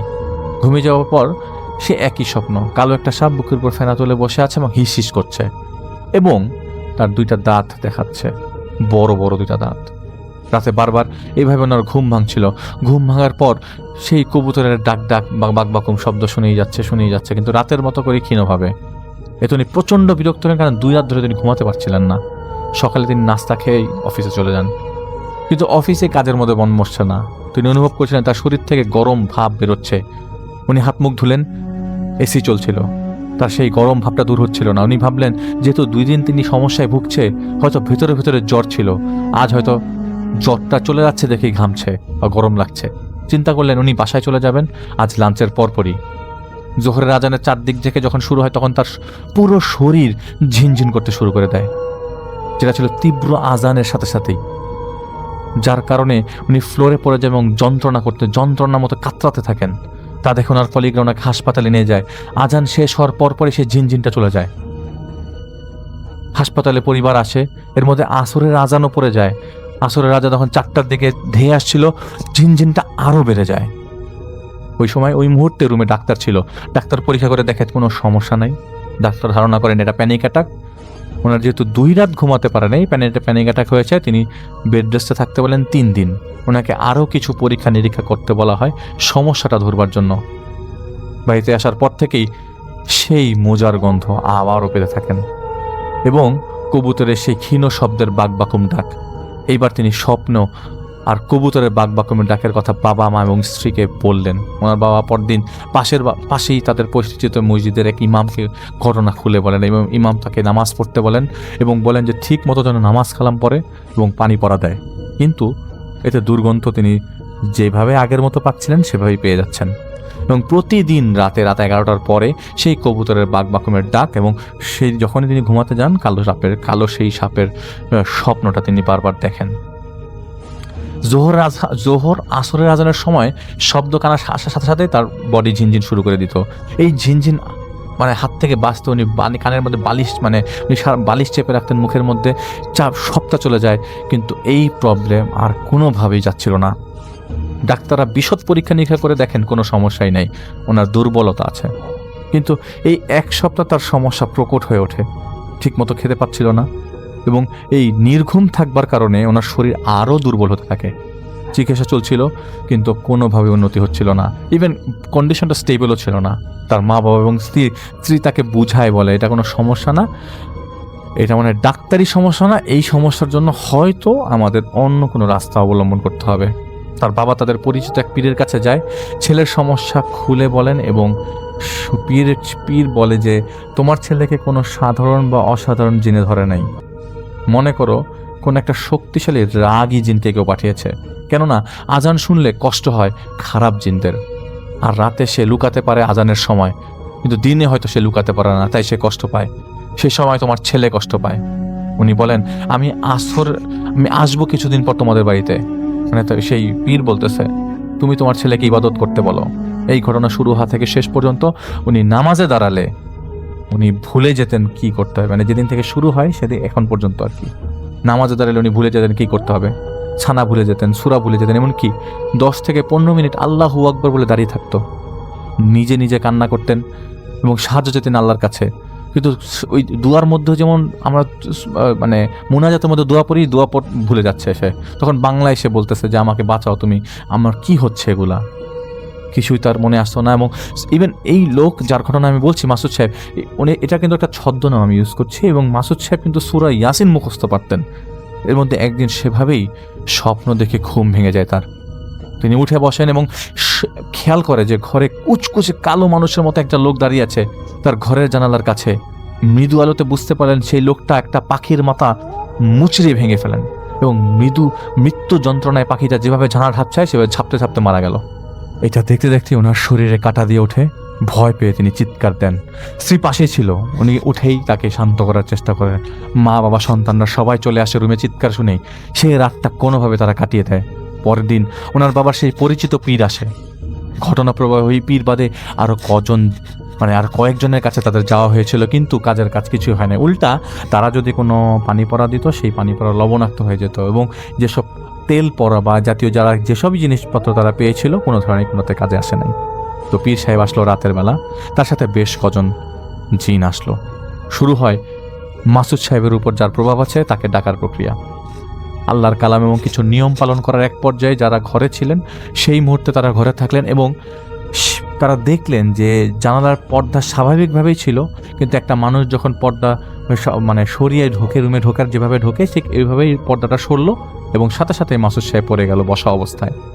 আরও কিছুক্ষণ পর যাওয়ার পর পীর সাহেব মাসুদ সাহেবের বাবাকে ফিসিয়ে বলল, মাসুদকে ডাকেন। যখন মাসুদ সাহেবের বাবা তাকে নাম ধরে ডাকলেন, ও মাসুদ বাবা উঠ, তোর খারাপ লাগছে নাকি? মাসুদ সাহেব উত্তর দিলেন, আমার নাম মাসুদ না। ওনার বাবা আরও কিছু বলতে যাবেন, তখন তাকে পীর সাহেব থামিয়ে দিল। পীর সাহেব জিজ্ঞেস করলেন, কে আপনি, পরিচয় দেন। মাসুদ সাহেবের কণ্ঠ ব্যবহার করে সেই জিন বলল, আহমেদের নাতি, তুই আমার পরিচয় দিয়ে কি করবি? আমি তোর 7 পুরুষের খবর জানি। কি মনে করছিস এই কাজ করবি আর আমি আসবো? না, তা না। তারপর সে জিন তাকে কি প্রসিজিওরের কথা বললে এবং ওনাকে ডেকেছেন তা তাকে বলে দেন এবং তাকে বলেন যে আমার সামর্থ্য নিয়ে প্রশ্ন করার সাহস করবি না, মানে জিনের সামর্থ্য নিয়ে কোনো ধরনের প্রশ্ন করা যাবে না। পীর সাহেব ওনার সাথে ভদ্রভাবে কথা বলার চেষ্টা করলেন। এইভাবে কিছু সময় যাওয়ার পর পীর জিজ্ঞেস করলেন যে এই লোককে কেন কষ্ট দিতেছেন আপনি? সে তখন মাসুদ সাহেবের এক আত্মীয়র নাম নিয়ে বলে, উনি ভোগ দিছিল কালীগঞ্জের শ্মশানে, ভোগের বিনিময়ে এই মাসুদ যেন মারা যায় সেজন্য। যখন জিজ্ঞেস করা হয় কি কারণে তার এত বড় ক্ষতি করার চিন্তা করছেন আপনি, তখন সেই জিন বলে, তাকে যে জিজ্ঞেস কর কেন সে এত বড় ক্ষতি করলো। তখন মাসুদ সাহেবের বাবা কান্নায় ভেঙে পড়ে যায়। তিনি সেই জিনকে বলেন, আমার ছেলেকে ছেড়ে দেন, বিনিময়ে যা চাবেন আমার সামর্থ্য থাকলে আমি তাই দিব। জিন ছিল নাসর বান্দা, সে বলে সে তাকে নিয়েই যাবে। অনেক বলে তাকে বুঝানো হলো, কিন্তু সে নারাজ। কিন্তু সেই জিন বলল, আমি যেতে পারি যদি সেই লোক আমাকে আবারও ভোগ দেয় যে তাকে আগে একবার দিয়েছিল। তখন পীর বললেন, আমরা সেই আত্মীয়র সাথে কথা বলবো, উনাকে বুঝিয়ে আমরা ভোগ পাঠাবো, ওয়াদা করুন চলে যাবেন। সে হাসতে হাসতে বলে, হ্যাঁ যাব। তখন মাসুদ সাহেবের বাবা বলেন, এই কেমন কথা, সে কিভাবে ভোগ দিবে? তখন পীর বললেন, কেন? ওনার বাবা বললেন, যার কথা সে বলছে সে তো মারা গেছে কদিন আগে। এটা শুনে পীর সাহেবও চুপ হয়ে গেল এবং সেই জিন ওই মুহূর্তে এখান থেকে চলে গেল। মাসুদ সাহেবরা পরে সেই আত্মীয়তা বা তার পরিবারকে এই ধরনের কথাগুলো আর বলে নাই বা শেয়ার করে নাই, কারণ এই কথাগুলো কেউ বিশ্বাস করবে না আর সম্পর্কে মানে সম্পর্ক অবনতি হতে পারে। পরে সেই পীর অনেক চেষ্টা করে সেই জিনকে বুঝিয়েছিল, কাজ হয়নি, সে যাবে না তাকে নিয়ে, মানে এটা তার মানে বদ্ধপরিকর, সে নিয়েই চলে যাবে। এদিকে 4 মাস চলে যায়।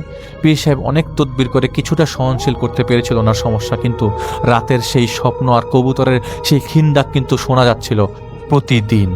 উনি খাবার খেতে পারতেন না, নামাজের সেই আগের মতো করেই ভুলে যেতেন। আর বেশ কয়েক জায়গায় তিনি গিয়েছিলেন, পরিত্রাণ পাচ্ছিলেন না। ওনার চাকরি তো অনেক আগেই চলে যায় এবং ওনাকে ছেড়ে দিতে হয়, বেকার হয়ে বিধ্বস্ত হয়ে গেছিলেন তিনি। অনেক জায়গায় চেষ্টা চালিয়ে যাচ্ছিলেন। একদিন উনি সিলেটের এক লোকের খোঁজ পান। সেই লোক মাদ্রাসার একজন শিক্ষক। সেই শিক্ষকের নাম আমি অনিয়ারে বলার পারমিশন মানে আমার নাই, সেই শিক্ষককে অনেকে চেনে। তার কাছে মাসুদ সাহেবের বাবা যান এবং বিশেষ শুনে সেই লোক, আমি যার ঘটনা বলছি, যিনি আমাকে ঘটনা শেয়ার করেছেন, তার নাম, আমি অরিজিনাল নামটা বলছি না, তার নাম আমি বলছি যে তার নাম জাহিদ ভাইয়ের সাথে যোগাযোগ করেন। মানে উনি যেভাবে আমাকে বলেছেন যে আমার সাথে যোগাযোগ করে আর কি, কারণ ওই মাদ্রাসার শিক্ষক আবার যিনি আমাদেরকে ঘটনা পাঠিয়েছেন তার পরিচিত। তো যাই হোক, এই জাহিদ ভাইকে, যিনি আমাকে ঘটনা শেয়ার করেছেন, জাহিদ ভাইকে ওই মাসুদ ভাইয়ের বাবা ফোন দেয়, তার সাথে দেখা করতে চান। এবং এই জাহিদ ভাই সচরাচর সবাইকে নাই করে এবং তাকেও করে, কারণ হলো যে কোনোভাবেই তার মানে বড়াই ভাবটা যেন না আসে আর কি। কিন্তু ওনার বাবা কিছু কথা শুনে আর না করে নাই, মানে ওনার বাবার মানে মাসুদ সাহেবের বাবার কিছু কথা শুনে এই জাহিদ ভাই যিনি বলছেন ঘটনা, তিনি আর না করেনি। উনি মাসুদ সাহেবের পুরা ঠিকানাটা নেয় এবং 1 রাত অপেক্ষা করতে বলে। যাই হোক, সে রাতে একজন সৎ জিনের দ্বারা মাসুদ সাহেবের সমস্যা সম্পর্কে জাহিদ সাহেব জানতে চান। তিনি বলেন, একজন জিনকে পাঠানো হয়েছে ওনার ক্ষতি করতে। ওনার সাথে ঘটনা শুরু হওয়ার 1 মাস আগে ওনার এক বন্ধু ওনাকে দিয়ে আম এনে দিয়েছিল। সেই আমগুলোর উপর এক কবিরাজ এক কাফের জিনকে দিয়ে জাদু করেছিল এবং জাদুটা হয়েছিল সাপ এবং কবুতরের রক্ত দিয়ে। উদ্দেশ্য ছিল মাসুদ সাহেবের পতন যেন ঘটে এবং তিলে তিলে উনি যেন মরে যায়। ওনার বন্ধুর মূলত আর্থিক অবস্থা ভালো ছিল না। উনি মনে হয় মনে মনে খুব হিংসা করত মাসুদ সাহেবের হাসি খুশিময় জীবনকে। তাই হিংসায় বশবর্তী হয়ে উনি এই ঘটনা ঘটিয়েছেন। তো জাহিদ ভাই যখন জিজ্ঞেস করলো, সেই জিন বলেছিল যে কেউ শ্মশানে যে ভোগ দিয়েছে এবং যে ভোগ দিয়েছে সে লোক মারা গেছে। তখন জিন বলে এটা ছিল ছলনা, সে চেয়েছিল যাতে করে মকবুল মানে মাসুদ সাহেব যে আত্মীয়দের সাথে ঝগড়া বিবাদ লাগিয়ে দিত, যাতে ঝামেলা হয়ে যায়। মানে যেই লোকটা আগে ইনফরমেশন দিয়েছিল যে এটা ওই আত্মীয় দিয়েছে, সেটা একটা ভুল এবং মিথ্যা ধর্ম, মানে মিথ্যা কথা আর কি। এটা এটা মাসুদ সাহেবের ফ্রেন্ড তাকে জাদুটনা করেছিল, যাতে করে তাদের পারিবারিক বন্ধনটা ছিন্ন ভিন্ন হয়েছে। আসলে কাফের জিন কাফেরদের মতোই আচরণ করে। এগুলো জানার পর ইবাদত করে রাতে জাহিদ ভাই ঘুমাতে যাবে, তখন জানালার পাশে শুনতে পায় কাছাকাছি কোথাও কোকিল ডাকছে। এই শহরে রাতে কোকিল ডাকে না, কিন্তু তখন ওই মুহূর্তে ডাকছিল। পরের দিন উনি ওনাদের সব কিছু বলে, এগুলো শুনে তারা হতবাক হয়ে যায়। এবং উনি যে এই ওনার বন্ধুরা এই কাজটা করছে এটা তাদের বলে নাই, কারণ এই নিয়মটা এটা নিয়মের বিরুদ্ধে। তো সব শুনে জাহিদ ভাইয়ের যেসব মানে আমি বলছি যে উনি ওনার যে জিন আছে, ওনার জিনদেরকে উনি জানান কি করা যায়, এবং তারা বলেন যে অপেক্ষা করতে হবে। তো আগেই উনি বলেছিলেন যে আরেকজন জিনের সাথে তার যোগাযোগ আছে, যিনি আমাকে মানে যিনি তাকে তার ছেলে হিসেবে মনে করে। ওনাকে বলার পর উনি বলেন সাদা কাপড়ে সূরা শোরা আর কিছুর আয়াত একজন আলেমকে দিয়ে লিখিয়ে সেই কাপড় কিছু কর্পূর এবং কবরের মাটি দিয়ে কাপড়টি মাসুদ সাহেবের ডান হাতে বেঁধে দিতেন। এর ফলে 3-4 দিন সেই জিন প্রতিদিন যেভাবে জ্বালাতন করতো তা করতে পারবে না। এই 3 দিনের ভেতর মাসুদ সাহেবের নামে সঠিক নিয়মে আকিকা করতে হবে এবং ওনার উপর ফরজ হওয়া জাকাত আদায় করতে হবে, এবং প্রতিদিন ফজরের পর পায়ে হেঁটে যে কোনো কবরস্থানে গিয়ে যে কোনো কবর উনি জিয়ারত করবেন। আসলে জিনিসটা মেমোরাইজ করা খুবই কষ্ট, খুবই টাফ। তারপরও আমি আপনাদেরকে বলছি যে মেমোরাইজ করা যেহেতু টাফ, আমি এই জাহিদ ভাই যিনি আমাকে ঘটনা শেয়ার করেছেন তিনিও কিন্তু জিন ডাকতে পারেন, জিন আনতে পারেন। যাই হোক, যতদিন পর্যন্ত সেই দুর্গন্ধ যেন না পান ততদিন পর্যন্ত এই ইবাদত করতে হবে এবং এটা যেন না ছাড়ে, এটা বারবার বলে দেওয়া হয়েছে। এবং এটা কিন্তু সলিউশন দেওয়া, তার জিন তাকে সলিউশন দিয়েছে মাসুদ সাহেবকে যেন এই প্রসিডিউরগুলো বলা হয়। 2 দিন পর এই জাহিদ ভাই উনি ওনার বাসায় যায়, মাসুদ সাহেবের বাসায় যায়, ওনার বাবাকে শিখিয়ে দিয়ে আসে কৌশলগুলো, যাতে এই কাফের জিন এগুলো টের না পায় এবং এইসব কর্মকাণ্ড যেন উনি না বোঝে, না টের পায়। উনি কাপড়ে সেইভাবে সূরা লিখে এনেছিলেন এবং মাটি কর্পূর মিশিয়ে নিয়েছিলেন, এবং তার চিন্তা ছিল ঠিক আসরের আজানের সময় এই কাপড়টা বেঁধে দেবে, যখন কাফের জিনটা দুর্বল থাকে। এখানে বলা উচিত যে কাফের জিনটা ছিল অনেক অহংকারী। আর জাহিদ ভাই যখন বাসায় ঢোকে তখন থেকে তিনি একটা পটকা বিদঘুটে গন্ধ পাচ্ছিল ওই বাসায়, এবং তার অস্তিত্ব টের পাওয়া যাচ্ছিল। তো যাই হোক, উনি ওনাকে বলে যে আজ কানে কিছু না দিয়ে আজান শুনতে, এবং ওই যেভাবে উনি আগে মাসুদ সাহেব বালিশ ঢেকে রাখতো এটা যেন না থাকে এবং সে যেন পরিষ্কার আজান শোনার ট্রাই করে। ওই বাড়িতে ওনার বাবা ছাড়া যেন ওই বাবা ছাড়া কেউই জানতো না তাদের এই কাজের কথা, মানে তার ফ্যামিলির ওয়াইফ, তার মা, তার বাচ্চা কাচ্চা কেউই জানতো না। তো ভদ্রলোক কান্নায় খুব ভেঙে পড়ে এবং রাজি হতে চান না, কেননা এই যন্ত্রণা খুব কষ্টকর সহ্য করা।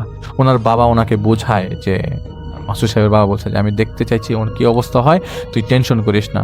উনি পরে রাজি হয় এবং আজানের সাথে সাথে জাহিদ ভাই ওনার চিৎকার করে, মানে উনি চিৎকার করে মা গো বলে যন্ত্রণায় কাঁদতে থাকে। এই সুযোগে আল্লাহর নাম নিয়ে ওনার ডান হাতে জাহিদ ভাই ওই জিনিসটা বেঁধে দেয়, এবং এক গিট দেওয়ার সাথে সাথে ওনার ঘরের ড্রেসিং টেবিলের মিররটা যে আয়নাটা ভেঙে যায় এবং বারান্দার দরজাটা কবচ্ছ ভেঙে চুরমার হয়ে যায়। তখন ওনার দিকে তাকিয়ে দেখা যায় উনি একদম বেহুশ। ওনার মা, স্ত্রী দরজা কাঁচ ভাঙার শব্দে ঘরে চলে আসে, ইভেন পাশের প্রতিবেশীরাও চলে আসে। সেই সময় পানি ছিটিয়ে হুশ আনানো হয়। সেদিনের মতো এই জাহিদ ভাই বাসা থেকে চলে আসে। সেই রাতে ওনার আর কোনো সমস্যা হয়নি, এমনকি উনি রাতে আর স্বপ্ন দেখেন নাই। স্বাভাবিকভাবেই অনেক ক্লান্তি থাকে, উনি ঘুমিয়ে পড়ে। পরের দিন বিকেলে ওনার নামে আকিকা করা হয় এবং সেই জিনের পরামর্শ মোতাবেক বাকি কাজগুলা করা হয় 3 দিনের ভেতরেই। এর মধ্যে ওনার আর কোনো সমস্যা হয়নি। উনি সুস্থ এবং স্বাভাবিক হতে শুরু করে। উনি প্রতিদিন নিকটস্থ এক কবরস্থান জিয়ারত করত ফজরের পর, অচেনা কবর, এবং আকিকার 11তম দিন ফজরের নামাজের পর কবর জিয়ারত করতে বের হতো। বের হতেই উনি কবুতরের বাক বাকমের ডাক শুনতে পেত ভয় পেয়ে এদিক ওদিক তাকানোর পর দেখলেন রাস্তার উপর ওনার থেকে 5 ধরে 5-6 ধরে একটা মরা কবুতর আকাশ থেকে পড়লো। সেদিন খুব ভয় পেয়ে থাকলেও এরপর থেকে ওনার আর কোনো ধরনের সমস্যা হয় নাই। আমি জানি এই কথাটাগুলো খুবই পেঁচানো, আমি জানি, আশা করছি আপনারা প্রত্যেকটা ওয়ার্ড মনে রেখেছেন। আমাকে যিনি ঘটনা পাঠিয়েছেন তিনি নিজেই কাজগুলো করেছেন।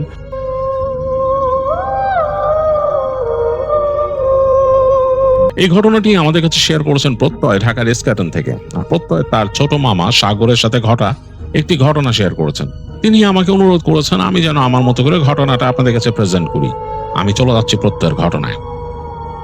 ঘটনাটি 90 দশকের শেষের দিকে ঘটা, মানে 99-2000 এরকম একটা সময়। প্রত্যয়ের মামা তখন তার পড়াশোনা শেষ করেছেন, প্রত্যয়দের বাসায় কিছুদিন ছিলেন, কিন্তু তার মানে চলাফেরাটা একটু এলোমেলো ছিল। বন্ধুদের সাথে সারাদিন আড্ডা দিতেন এবং চাকরি খুঁজতেন, বিভিন্ন কাজে ব্যস্ত থাকতেন। এই জন্য তার রাত হয়ে যেত বাসা আসতে। তো প্রত্যয়ের বাবা আবার খুব স্ট্রিক্ট, এই জন্য তিনি চিন্তা করলেন তিনি একটা বাসা ভাড়া নেবেন। তো তিনি বাসা খুঁজছিলেন, তার বন্ধুরা আর তিনি কয়েকজন মিলেই বাসা খুঁজছিলেন। তো খুঁজতে খুঁজতে শেষ পর্যন্ত শান্তিনগরের কোন একটা জায়গায় তিনি একটা চিলে কোঠা ভাড়া পেলেন, তার যে বাজেট সবকিছু মিলায় আর কি। তখনও চাকরি পান নাই, এই অবস্থায় তিনি একটা বাসা পেলেন শান্তিনগরে একটা চিলে কোঠায়, 4 তলা বিল্ডিং এর ওপরে, আর বেশ ভিতরে, মানে গলি গালার ভেতর দিয়ে হাঁটতে হাঁটতে যেতে হয় সেখানে। তো শান্তিনগরে নেওয়ার কারণ হচ্ছে যে তার বন্ধু বান্ধব বেশিরভাগ থাকতো মতিঝিলে আর কাকরাইল এলাকায়। তো তাদের সাথে আড্ডা দিতে তার সুবিধা হতো, মানে একসাথে তার আড্ডা দিতে, এবং তিনি কিছু মাত্র মিউজিক প্র্যাকটিস করতেন বন্ধুদের সাথে। তো এই কারণে তার ওইটাই ভালো মনে হলো। আর এই বাসাটা মোটামুটি তিনি বেশ একটা বাজেট রেঞ্জে পেয়ে গেছিলেন।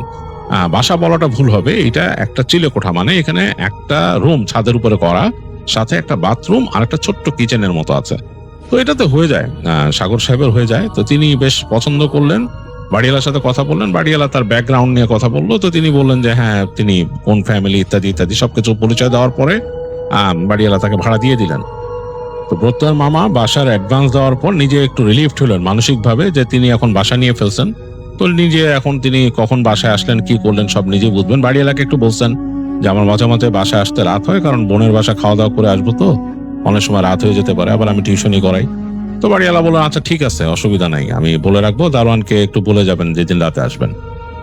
তো যাই হোক, বাড়িওয়ালার কাছ থেকে বের হয়ে প্রত্যয়ের মামা তিনি তার বন্ধুকে নিয়ে, 2 বন্ধু ছিল সাথে, তাদেরকে নিয়ে গেলেন যে এই বাসার জন্য জিনিসপত্র কিনতে হবে, মানে তার অ্যাটলিস্ট শোয়ার জন্য খাট লাগবে, একটা টেবিল লাগবে, এগুলা। তো যাই হোক, তাদের নিয়ে তখনই তিনি বের হয়ে গেছেন। তখন অলরেডি দুপুর, মানে প্রায় 12টা-1টা। তো গিয়ে ওখান থেকে একটা জায়গায় খাট পেলেন, সেই খাট কিনলেন, তারপরে টেবিল কিনলেন, এগুলো আবার তিনি উঠাই দিলেন ওখানকার ওই ভ্যান গাড়িতে দিয়ে। মোটামুটি ঘোরাঘুরি করে খাওয়া দাওয়া করে বাসা আসছেন বন্ধু নিয়ে।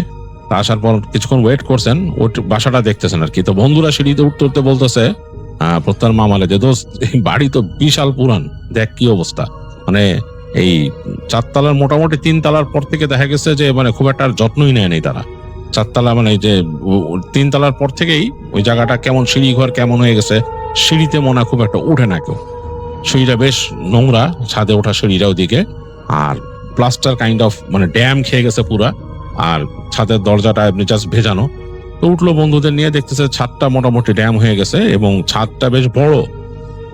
একটা কোনায়, ডান দিকে একটা কোনায় হচ্ছে সে চিলে কোঠা, এবং সে চিলে কোঠাটা আগেও দেখছে, প্রত্যয় দেখেই তো এটা পছন্দ করছে। তো ঢুকলো, ঢোকার পর ভেতরে কেমন একটা ব্যবসা টাইপের আবহ, কেন কেউ থাকতেছে না, খালি, পুরা খালি। দেখলো যে একটু মাকড়সার জাল টাল হয়েছে। আর বাসার পেছন দিকে গেল বন্ধুদের নিয়ে, যে দেখলো যে ওখানে গাছ, 3টা কাঁঠাল গাছ আর 2টা নারকেল গাছ, এবং বেশ উঁচু উঁচু।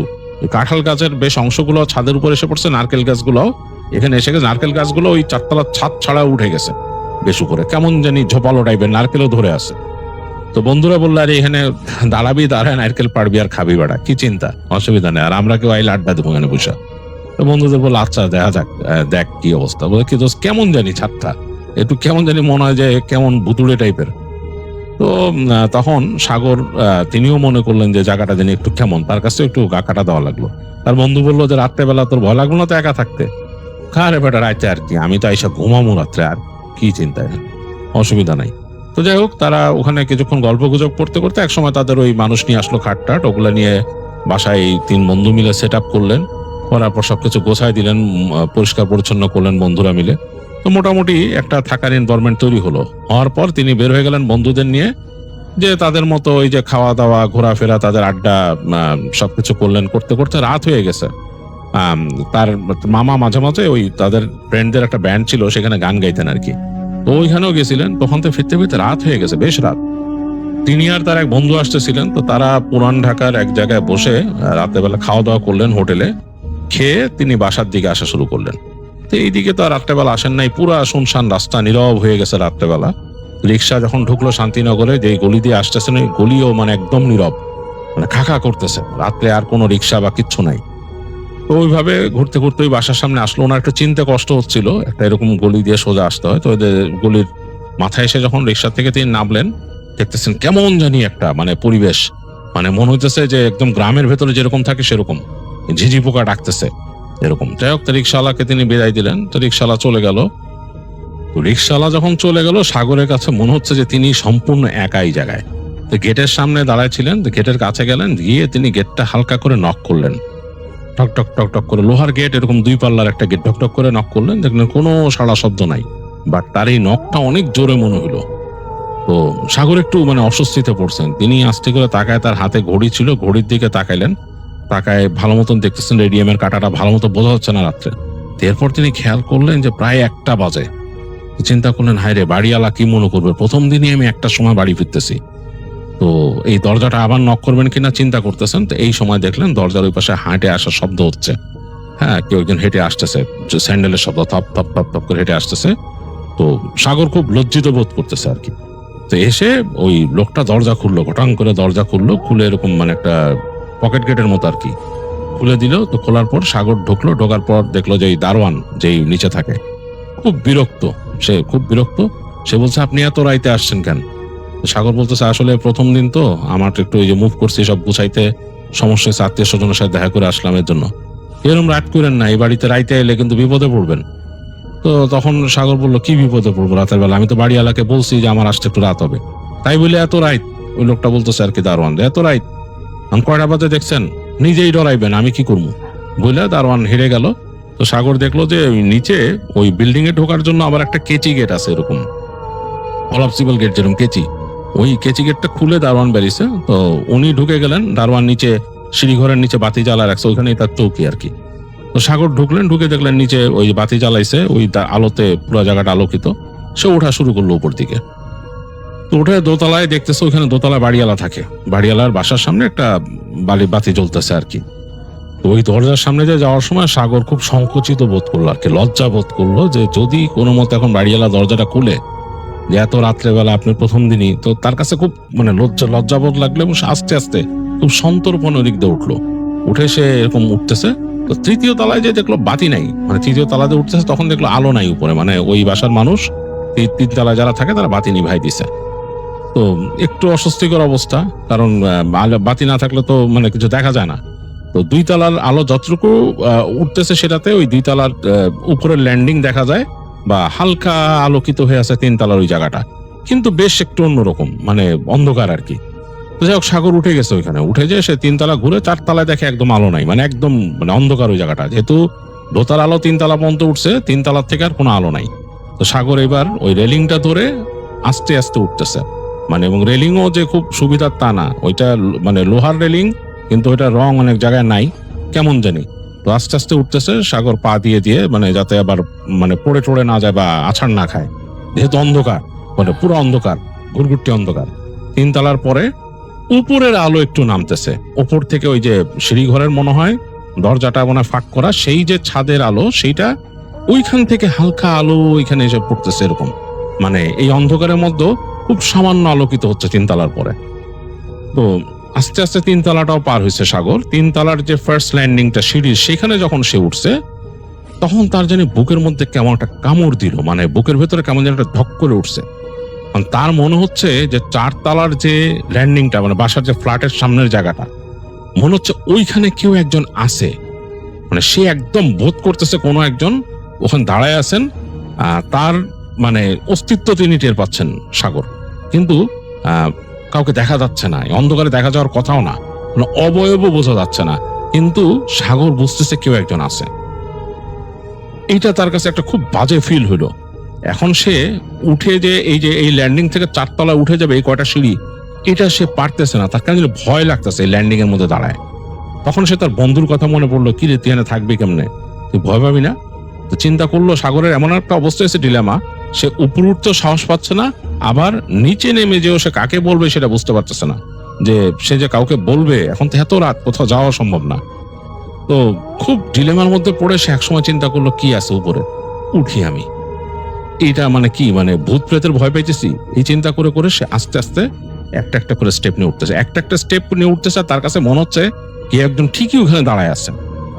এবং এক পর্যায়ে সে ফিল করলো যে ওই 4 তলা দিয়ে ওপরে, মানে ছাদের সিঁড়ির দিকে কেউ যাচ্ছে হেঁটে, সে উঠতেছে আর ওইটা উপর দিকে উঠে যাচ্ছে, এরকম মনে হচ্ছে তার। কিন্তু সে কোনো শব্দ পাচ্ছে না বা কিছু, বাট সে ফিল করতেছে যে তার সাথে একটা ডিস্টেন্স রেখে কেউ একদিন উঠে যাচ্ছে উপরে। অন্ধকার, কিন্তু পুরা ডিপ অন্ধকার। তো সে যখন নাকি এই যে উপর উঠে গেছে, তখন ওই যে উপরে সে আসলে ফিল করছিল যে হ্যাঁ, ওই যে ছাদের যে দরজাটা ওইটা হালকা করে ফাঁক হয়ে আছে আর কি, সেইটার আলো অনেকটা ঢুকতেছে। তো সে যখন নাকি এসে দাঁড়াইছে, মানে এখন 4 তলা কিন্তু পার হয়ে গেছে, ছাদে উঠে যাবে ওই লাস্ট সিঁড়িটুকু, ওই জায়গায় সে দাঁড়াইছে। তার কাছে মনে হলো কেউ একজন দাঁড়ায় আছে, ওই যে দরজা হালকা খোলা এই পাশে, মানে একটা অস্তিত্ব, মানে সামথিং ইজ দেয়ার। সাগরের বুক কাঁপতেছে। এখন কিছু করার নাই, সে যে ফিরে যাবে এরকম অবস্থা নাই, পেছনেও তার ভয় লাগতেছে অন্ধকারটা দেখে, মানে একটা ভয়ঙ্কর একটা অবস্থা। তো সাগর মনে মনে দোয়া পড়ে সে বিসমিল্লাহ বলে পা দিচ্ছে আর একটা সিঁড়িতে। তখন সে একটা গড় গড় শব্দ শুনলো, মনে হলো যে একটা, মানে শব্দ যে কুকুর যেরকম করে ভেতর থেকে রাগ উঠলে যেন গড় করে উঠে সেরকম। তো সাগরের সারা শরীরের দম দাঁড়ায় গেছে, ঘাড়ের কাছ থেকে ঠান্ডা একটা স্রোত নেমে গেল গড় শব্দটা শুনে। সে ভয়ে আর উপর আরেকটা পাড়া দিচ্ছে না। এই সময় সে দেখলো ওই যে দরজার মানে ভাঁজের যে অন্ধকার, সেইখান থেকে একটা কালো অবয়ব বের হয়ে গেল, বের হয়ে ওই যে ছাদের দরজা দিয়ে ঢুকতেছে। সে দেখলো একটা কুকুর, কালো কুচকুচো কুকুর, ওই যে বাইরের আলো যতটুকু পড়ছে, আকাশের আলো সেটাতে তার শরীর চকচক করতেছে। সে ওই দরজা দিয়ে ছাদে ঢুকে গেল এবং ঢোকার আগে এরকম মাথাটা ঘুরায় দেখছে, সাগরের মানে একদম পুরো বুকের মধ্যে ছ্যাদ করে উঠছে, কুকুরটা চোখ জল জল করতেছে, এরকম তাকাইছে। সাগর উপরে উঠবে কিনা সে সাহসটা পাচ্ছেন না তিনি। একবার চিন্তা করছিলেন যে নিচে যেয়ে তিনি দারোয়ানকে বলেন ছাদে কুকুর কেন, পরে চিন্তা করলেন ধ্যাত, এটা তো একটা সমস্যা হয়ে যাবে, বাড়িওয়ালা উঠবে বলে প্রথম দিন ভাড়িয়ে উঠছে, কি শুরু করছে, আর ওই যে মানুষ ব্যাচেলার ভাড়া দিতে চায় না, এটা একটা সমস্যা। এগুলো চিন্তা করতে করতে সে মনে মনে আরো দোয়া পড়লো, দোয়া পড়ে আস্তে আস্তে করে উঠলো। চিন্তা করলো কুকুরটা ছাদের মধ্যে গেছে, মানে ছাদে থাকে কুকুর, চিন্তা করতেছে বাড়িওয়ালা কি পালে নাকি কুকুরটা। আসলে বাড়িওয়ালা যদি পালে সে কালকে কথা বলবে বাড়িওয়ালার সাথে যে আমি যদি ছাদে থাকি এখানে কোনো কুকুর আপনি রাখতে পারবেন না, যেহেতু আমি ওখানে ভাড়া নিচ্ছি, রাতের বেলা কুকুর ছাড়া থাকবে, এটা কেমন কথা। এগুলা চিন্তা করতে করতে সে ছাদে উঠে গেছে, ওই যে ইসে যে ওই যে দরজাটা হালকা টান দিয়ে আরেকটু সরাইলো, ন্যাচ করে শব্দ হয়েছে দরজা সরার পরে, এবং এটা সে ভয় পেয়েছিল যে কুকুরটা ছুটে আসে কিনা। তো সে ছাদে উঠলো, একদম নীরব ছাদ, কেউ নাই, পুরো ছাদটা খা খা করতেছে, মানে আকাশে হালকা চাঁদ, সেই হালকা চাঁদ বলতে অর্ধেক চাঁদ, সেই চাঁদের আলো এসে পড়ছে ওই গাছগুলোর উপর, গাছের ছায়াগুলো ছাদের উপরে পড়া, এবং ছাদের মধ্যে কেউ নাই পুরা। তার সে ওই এই সিঁড়ি ঘরতে উঠে বাঁদিকে তাকাইলো, ওই জায়গায় বাঁদিকের পাশে অল্প একটু ছাদ আছে, সেই জায়গায় কেউ নাই, ওটা সামনের দিক বাসার ওই অজুক ছাদ, ওখানে কেউ নাই। আর পেছনের দিক যেখানে নাকি তার ঘরটা আর কি, এখান থেকে হেঁটে সামনে যেতে হবে, ওইদিকে পিছনে হইলো গাছ, বাড়ির পিছন দিক, সে গাছের ছায়াগুলো ওখানে পড়ছে, কাউকে দেখা যাচ্ছে না, ছাদটা খাকা করতেছে, একটা বড় ছাদ। বেশ ভয় লাগছে সাগরের কাছে। তিনি কিছু না বলে আস্তে আস্তে আস্তে করে হেঁটে তার ঘরের দিকে গেলেন, চাবিটা বের করলেন, তার হাত কাঁপতেছে, তালা খুলতে হবে যে, তখনকার সময় গ্লোব তালা ছিল এরকম, তো হাত কাঁপতেছে যে ওই তালা খোলার সময় কুকুরটা দৌড়ে আসে নাকি চিন্তা করতেছে। তার বারবার মনে হইতেছে ওই অন্ধকারের ছায়ার মধ্যে কুকুরটা আছে। তো সে তালাটা হাত কাঁপতে কাঁপতে তালাটা খুলছে, খট করে তালা খুলছে, খুলে তালাটা যখন খুলে ফেলছে, এই সময় সে দেখলো যে ওই গাছের ছায়, মানে ওই চোখটা তখন শুয়ে আসছে সাগরেরও কিছুটা, ওই অন্ধকার আলো আলো আলো আধারিতে চাঁদের আলো একটু পড়ছে, দেখতেছে ওই গাছের নিচে ছায়ার মধ্যে কুকুরটা বসে আছে, কালো কুচকুচে শরীর, এই যে হালকা চাঁদের আলো গায়ে পড়ছে, চকচক করতেছে, এবং তার দিকে তাকায় আছে, চোখ দুটো জ্বলতেছে, কান দুইটা হাউন্ডের মতো ঝুলে আছে এরকম। তো সাগর তাড়াতাড়ি ঘরে ঢুকে দরজাটা আটকায় দিল। দরজাটা আটকায় সে চিন্তা করতেছে কালকেই, কোনো কথা নেই, কালকে আমি বাড়িওয়ালার সাথে কথা বলছি, ছাদের মধ্যে কোনো কুকুর পালা যাবে না, তাহলে আমি বাসা ছেড়ে দিব, আর এ বাসা আমি থাকবো না ছাদের মধ্যে কুকুর পাললে। এই চিন্তা করে সে তাড়াতাড়ি তালাটা রাখলো, রেখে তার রেখে সে তাড়াতাড়ি গেল বাথরুমে, হাত মুখ ধুলো, বেরোয় আসলো, এসে চিন্তা করলো ঘুমায় যাই, আর কিছু করার নাই। ওই যেখানে তার খাট পাচ্ছিল ওখানে ফ্যান লাগাইছে, তার একটা ফ্যানটা চালাই দিল, ফ্যানটা চালায় সে বিছানার মধ্যে শুয়ে পড়লো। শুয়ে ভাবতেছে যে দিনটা কেমন গেল, সারাদিন কি করলাম, এগুলো ভাবতেছে। আর ঘুম তো আসে না, নতুন একটা জায়গা, কেমন একটা জানি ঘরের মধ্যে যেন একটা ভ্যাপসা টাইপের গন্ধ, মানে বাসাটায় কেউ থাকতো না এর আগে, এটা বোঝা যাচ্ছে যে ঘরটার মধ্যে কেউ থাকতো না, একটা ভ্যাপসা টাইপের গন্ধ আছে অনেকদিন বন্ধ থাকায়। আর জানালা সে খুলে নেই ভয়ে, ছাদের দিকে একটা জানালা আছে আর এই পাশে একটা জানালা আছে, ওইটা হচ্ছে পাশের প্লটের দিকে, তো সে জানালা খুলে নেই। তো ওই শুয়ে থাকতে থাকতে তার বেশ ভ্যাপসা লাগতেছে, ফ্যানের বাতাসটাও খারাপ লাগতেছে। তো সে আস্তে করে ওই উঠলো, উঠে ওই পাশের যে জানলাটা, পাশের প্লটের দিকে যে জানলা, সেইটা খুলে দিল। সে খোলার পর একটু বাতাস ঢুকলো ঘরের মধ্যে, আর একটু মানে নর্মাল হলো ঘরের আবহাওয়া। তো সে যে আবার শুয়ে পড়ছে, বিছানায় শুয়ে পড়ে চিন্তা করতেছে যে এই বাসায় কি থাকা যাবে, কেমন দিন লাগতেছে, তার কাছে ভালো লাগতেছে না। এই সময় তার মনে হলো যে তার যে ঘরের সামনে কেমন জানি হুটোপুটি, মানে কুকুর কুকুর হুটোপুটি করলে যেরকম হয় সেরকম শব্দ বেশ হইতেছে, মানে কয়েকটা কুকুর মূলে যেটা হুটোপুটি করে সেরকম। তো বেশ অস্বস্তি লাগা শুরু করলো, ভয় লাগা শুরু করলো। সে চিন্তা করলো একটা কুকুর মানে এখানে আরো কুকুর আছে, এরকম চিন্তা করতেছে সাগর তখন, যে এই মানে এই কি অবস্থা এই বাড়ির, এগুলো চিন্তা করতেছে আর ঘুমানোর চেষ্টা করতেছে। একটু পরে সে মানুষের কণ্ঠ শুনলো এখানে, মানে মনে হলো যে মানুষ হাসাহাসি করতেছে, কথা বলতেছে, দৌড়ানোর শব্দ পেলো, মনে হয় দৌড় দিয়ে ওদিকে কেউ গেছে, পা ছাদের মধ্যে দৌড়ায় দৌড়ায় গেলে যেরকম হয় সেরকম শব্দ, মানে অন্যরকম একটা ব্যাপার। এবং মেয়ে মানুষের, মানে হাসাহাসিটা মেয়ে মানুষের ছিল। তো সাগর অনেকক্ষণ চিন্তা করতে এক সময় ক্লান্তিতে সে ঘুমায় গেছে। তো ঘুমায় গেছে, ভোরের দিকে হঠাৎ তার মনে হলো যে তার ঘুম ভাঙছে, তাকায় সে দেখতেছে যে তার মানে পায়ের কাছে কালো একটা কিছু অবয়ব বা কিছু, এবং সে দেখতে দেখতে কয়েক সেকেন্ডের মধ্যে মনে হলো তার উপরে উঠে বসলো, উঠে তার গলা চেপে ধরছে। আর সাগর তো দম নিতে পারতেছে না, সে দম নেওয়ার চেষ্টা করতেছে, নড়তে পারতেছে না। সে ওই ওই অবস্থায় সে বুঝতেছে যে তার স্লিপ প্যারালিসিস, এটা সে বুঝতে পারছে। আর সাগর কিন্তু অনেকটা সাইন্টিফিকলি চিন্তা করতো, সে বুঝতেছে তার স্লিপ প্যারালিসিস। বাট এইটা কি, সে দেখতেছে যে এরকম একটা অবয়ব তাকে চেপে ধরে রাখছে, মানে ভয়ঙ্কর ভাবে চেপে ধরে রাখছে। এবং সে কেমন একটা জানি একটা পাইতেছে, একটা গন্ধ পাচ্ছে, গন্ধটা সে মিলাইতে পারতেছে না গন্ধটা কিসের, বাট একটা গন্ধ আসতেছে, বেশ অন্যরকম একটা গন্ধ বোধ, সে ছুটতে পারতেছে না। তো সাগর অনেক চেষ্টা করতেছে, মনে মনে দোয়া পড়া। এক সময় সে দোয়াটা মনে পড়ে গেছে, তার মনে মনে সে দোয়াটা পড়ছে, পড়ার পর মনে তাকে ছেড়ে দিল সেট করে। সে উঠে বসে হাঁপানো শুরু করছে। এই সময় আজান দিল বাইরে, আজ ফজরে আজান।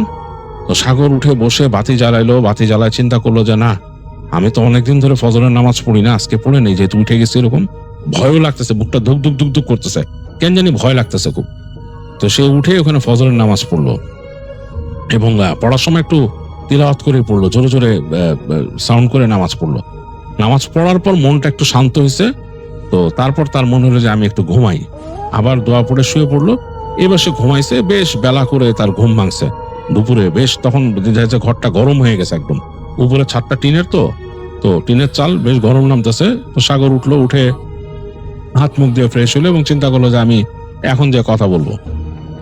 তো সে সিঁড়িতে নামতেছে বাসা থেকে, মানে বেরোনোর জন্য বেরিয়েছে আর কি, যে এখান থেকে এখন কথা বলে বাড়িওয়ালার সাথে যে কুকুর টুকুর রাখলে আমি থাকবো না, আর আপনারা কুকুর রাখছেন কেন ছাদে, আর একটা না তো একাধিক কুকুর, এগুলো চিন্তা করে সে নামতেছে। এই সময় সে দেখলো যে ওই দারোয়ান উঠতেছে তিনতলার কাছেই, নামতেছে দারোয়ান এসে বলছে, এই যে শুনেন, আপনাদের ছাদে কুকুর পালেন, এটা আমরা বলেন নাই কেন, বা আপনার বাড়িওয়ালা আমরা বলে নাই কেন? তো দারোয়ান হা করে তাকাতে কই কিসের কুকুর? বলে আপনার কুকুর পালেন না ছাদে? না, আমরা কোনো কুকুর পালি না। কি বলেন এটি? কারণ আমি কালকে রাত্রে কুকুর দেখছি। চুপ করে রয়েছে, দারোয়ান কিছু না বলে কি না, এখানে কোনো কুকুর টুকুর পালে না।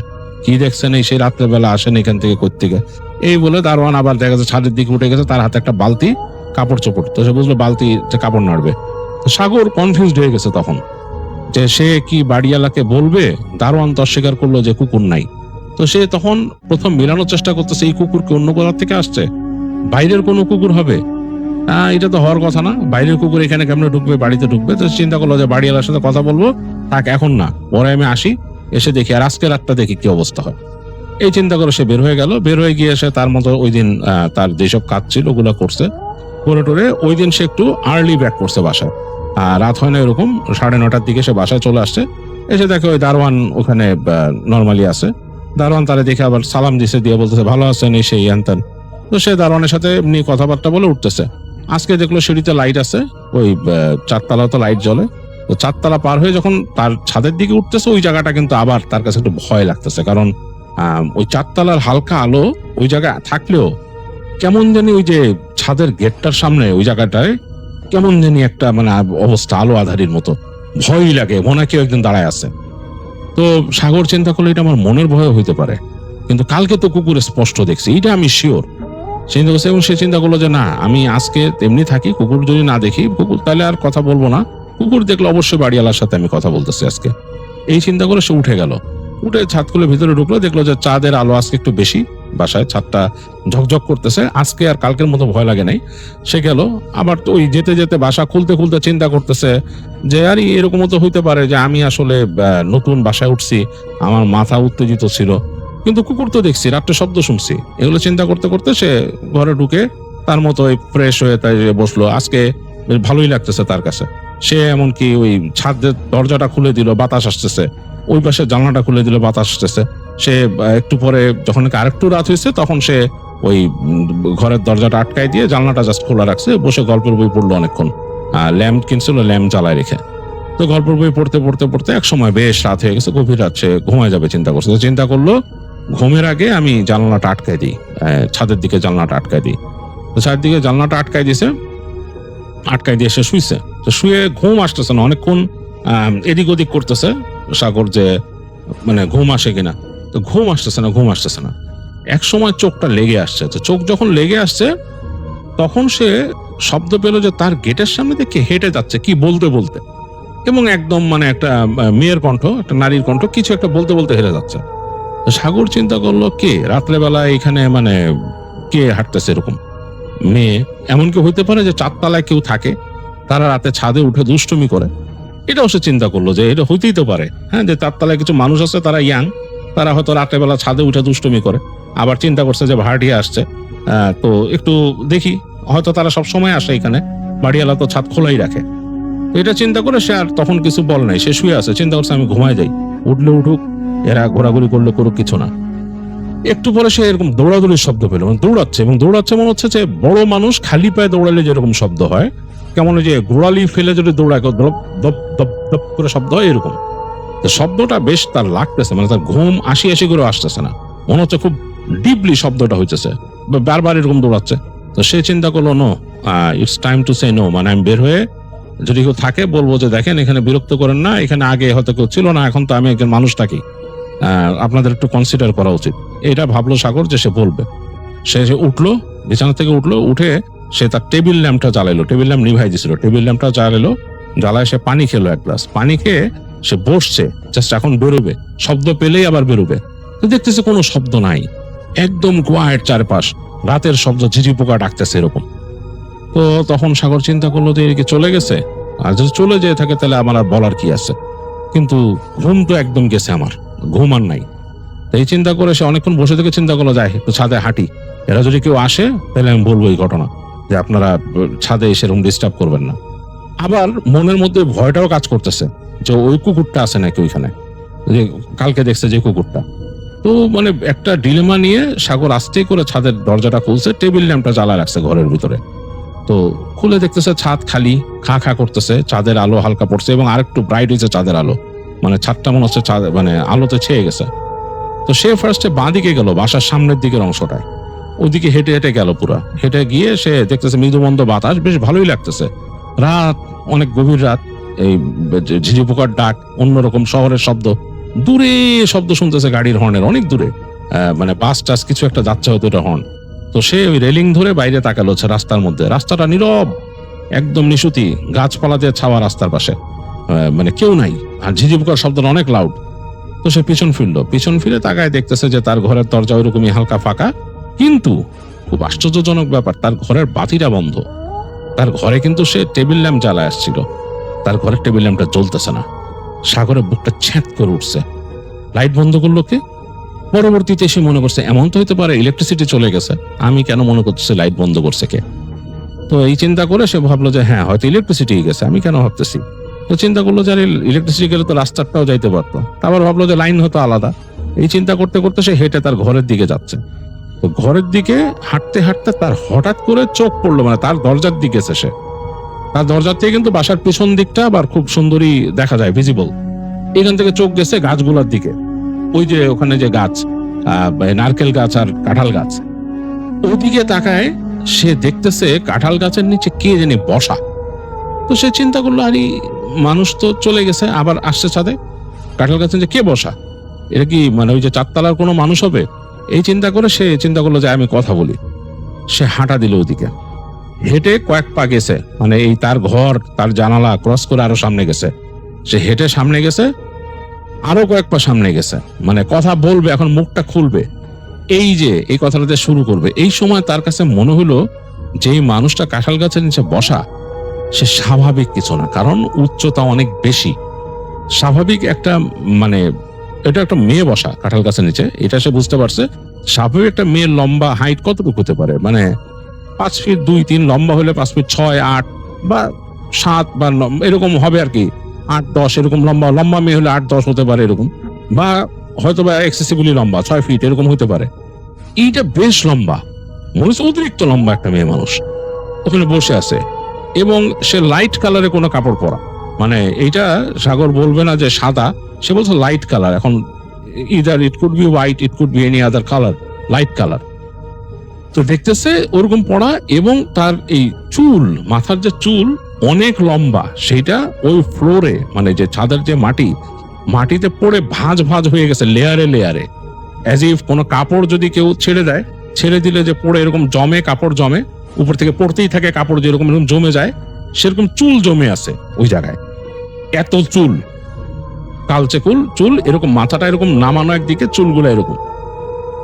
সাগরের সারা শরীরে রোম দাঁড়া গেছে, সে বুঝতে পারছে এইটা খারাপ কিছু, এটা মানুষ না। সে বুঝতে পারছে ভূতপ্রেতের ব্যাপার তো সবারই একটু হয়।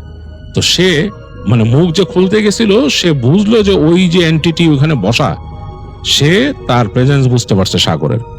দেখলো যে মাথার এরকম নামানো ছিল, তাকাইলো তার দিকে, সে দেখলো চেহারা বলতে কিছু নাই, অন্ধকার, ডিপ অন্ধকার একটা ফেস, চুলগুলো ওইদিকে পড়া, তার দিকে তাকাইছে। তো সাগর মানে 1 সেকেন্ড ওয়েট না করে ঘুরে দৌড় দিছে বাসার দিকে, তার রুমের দিকে ঘুরে দৌড় দিয়ে সে রুমের দরজার উপর ঝাঁপায় পড়ে দরজা খুলে ঘরে ঢুকছে, ঢুকে দরজা আটকাই দিছে। দরজা আটকাই দিয়ে সে বিছানার মধ্যে লাফ দিয়ে পড়ছে। তো ঘর কিন্তু অন্ধকার, ঘরের মধ্যে কোনো বাতি নেই, সে তো ভাবছে ইলেকট্রিসিটি নাই। বিছানায় শোয়ার সাথে সাথে মনে হলো তার ওই যে ঘরের পিছন দিকে যে তার কিচেন, ওই অন্ধকার থেকে কিছু একটা আসলো, এসে মানে একদম দ্রুত এসে তার উপর ঝাঁপায় পড়লো, একদম যেতে ধরলো তাকে বিছানার সাথে, একদম চেপে ধরছে। শব্দ করতে পারতেছে, নড়তে পারতেছে না সাগর, হাত পা ছুটতে পারতেছে না, তার হার্টবিট প্রচন্ড রকমের বাড়তেছে, কারণ সে তো দৌড়ে আসছে, ভয় পেয়েছে, মানে তার অবস্থা খুব খারাপ।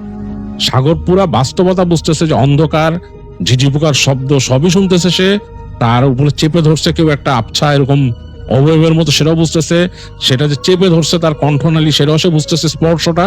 তো সে নড়তে পারতেছে না, সে মানে হি ক্যান মুভ। তো এটা নাকি সাগর বলে তার ভাইগনাদেরকে, প্রত্যেকদেরকে বলছে যে আমরা যদি মনে করি স্লিপ প্যারালিসিস যেভাবে আমরা পড়ি সেরকম কিছু, ইটস নট লাইক দ্যাট, এখানে অন্য কিছুর মানে অবশ্যই পার্টিসিপেশন আছে। তো সাগর তখন ওই যে তার মনে মনে সে দোয়া পড়তে থাকে, মানে আর কোনো অস্ত্র তার কাছে না, আর কিছু করার নাই, সে দোয়া পড়তেছে মনে মনে দোয়া পড়তেছে। এবং সে যখন নাকি দোয়াটা ঠিক মতো সে সাজাইতে পারতেছে না, ঠিক যখন সাজাইতে পারছে তখন তার উপর থেকে ছিটকায় সরে গেছে, সেও খুব জোরে জোরে পড়ে উঠছে দোয়া, এবং সে ওখানে বসে প্রায় 1 মিনিট জাস্ট ওই ছোট সূরা বারবার পড়ছে, বারবার কয়েকবার পড়ছে, পড়ে সে হাঁপাচ্ছে, এবং দেখলো পট করে লাইট জ্বলে উঠলো তার রুমে। তো সে এটা নিয়ে সে কনফিউজ যে এটা এমনও হতে পারে আসলেই বিদ্যুৎ ছিল না, বাট আবার সে এটা শিওরও না যে বিদ্যুৎ ছিল না নাকি কোনোভাবে বাতিটা নিভে গেছিল, সে এটা জানে না, বাট বিদ্যুৎ নাও থাকতে পারে, এটাও একটা ব্যাপার। তো যাই হোক, সে দেখলো যে পট করে বাতিটা জ্বলে উঠলো, সে বসে বসে ওখানে অনেকবার ওখানে তখন দোয়া পড়লো, মানে বেশ অনেকক্ষণ ধরে দোয়া পড়ছে সাগর। দোয়া পড়তে পড়তে পড়তে সে মানে তার মুখ শুকায় গেছে এরকম অবস্থা। তো তারপর সে উঠে যে তার রান্না করতে গিয়ে পানি খেলো, পানি খেয়ে সে আবার আসছে, এসে মানে একটু ধাতস্থ ফিল করে বিছানায় শুয়ে ঘুমানোর চেষ্টা করতেছে, মানে তাক ঘুম আসে না, চোখ খোলা, তারপর ঘুমানোর চেষ্টা করতেছে। চোখ যখন লেগে আসছে প্রায়, আবার যখন ঘুম আসতেছে, এই সময় সে তার দরজার মধ্যে নক শুনলো, মনে হলো ঠিক হাতের তালুর নিচের অংশ দিয়ে যেটা একটু থপ থপ করে শব্দ করে নক করে সেরকম। তো এরকম 2বার নক করছে। তো সাগর মানে ভয় পাইছে, কিন্তু সে বলছে কে, কে, কোনো উত্তর নাই। আবার একটু পর নক করছে, কে, কোনো শব্দ নাই। তারপর সে ওই দৌড়াদৌড়ি শব্দ শুনলো আবার, ওই যে মনে হয় দৌড়াচ্ছে ওখানে ছাদের মধ্যে, এবং একবার এদিকে যায় একবার ওদিকে যায়, হাসির শব্দ শুনে। তো সাগর খুব ভয় পাইছে। তো সে তখন দোয়া পড়ে শরীর বন্ধ করছে, যে দোয়াগুলো পড়লে শরীর বন্ধ হয় সেটা পড়ে দোয়া শরীর বন্ধ করছে, করে সে ঘুমানোর চেষ্টা করছে। একসময় ক্লান্তিতে ভয়ে সে ঘুমাই গেছে। তো ওইরকম ফজরে আজান শুনছে, ওই সময় তার ঘুম ভাঙছে আবার।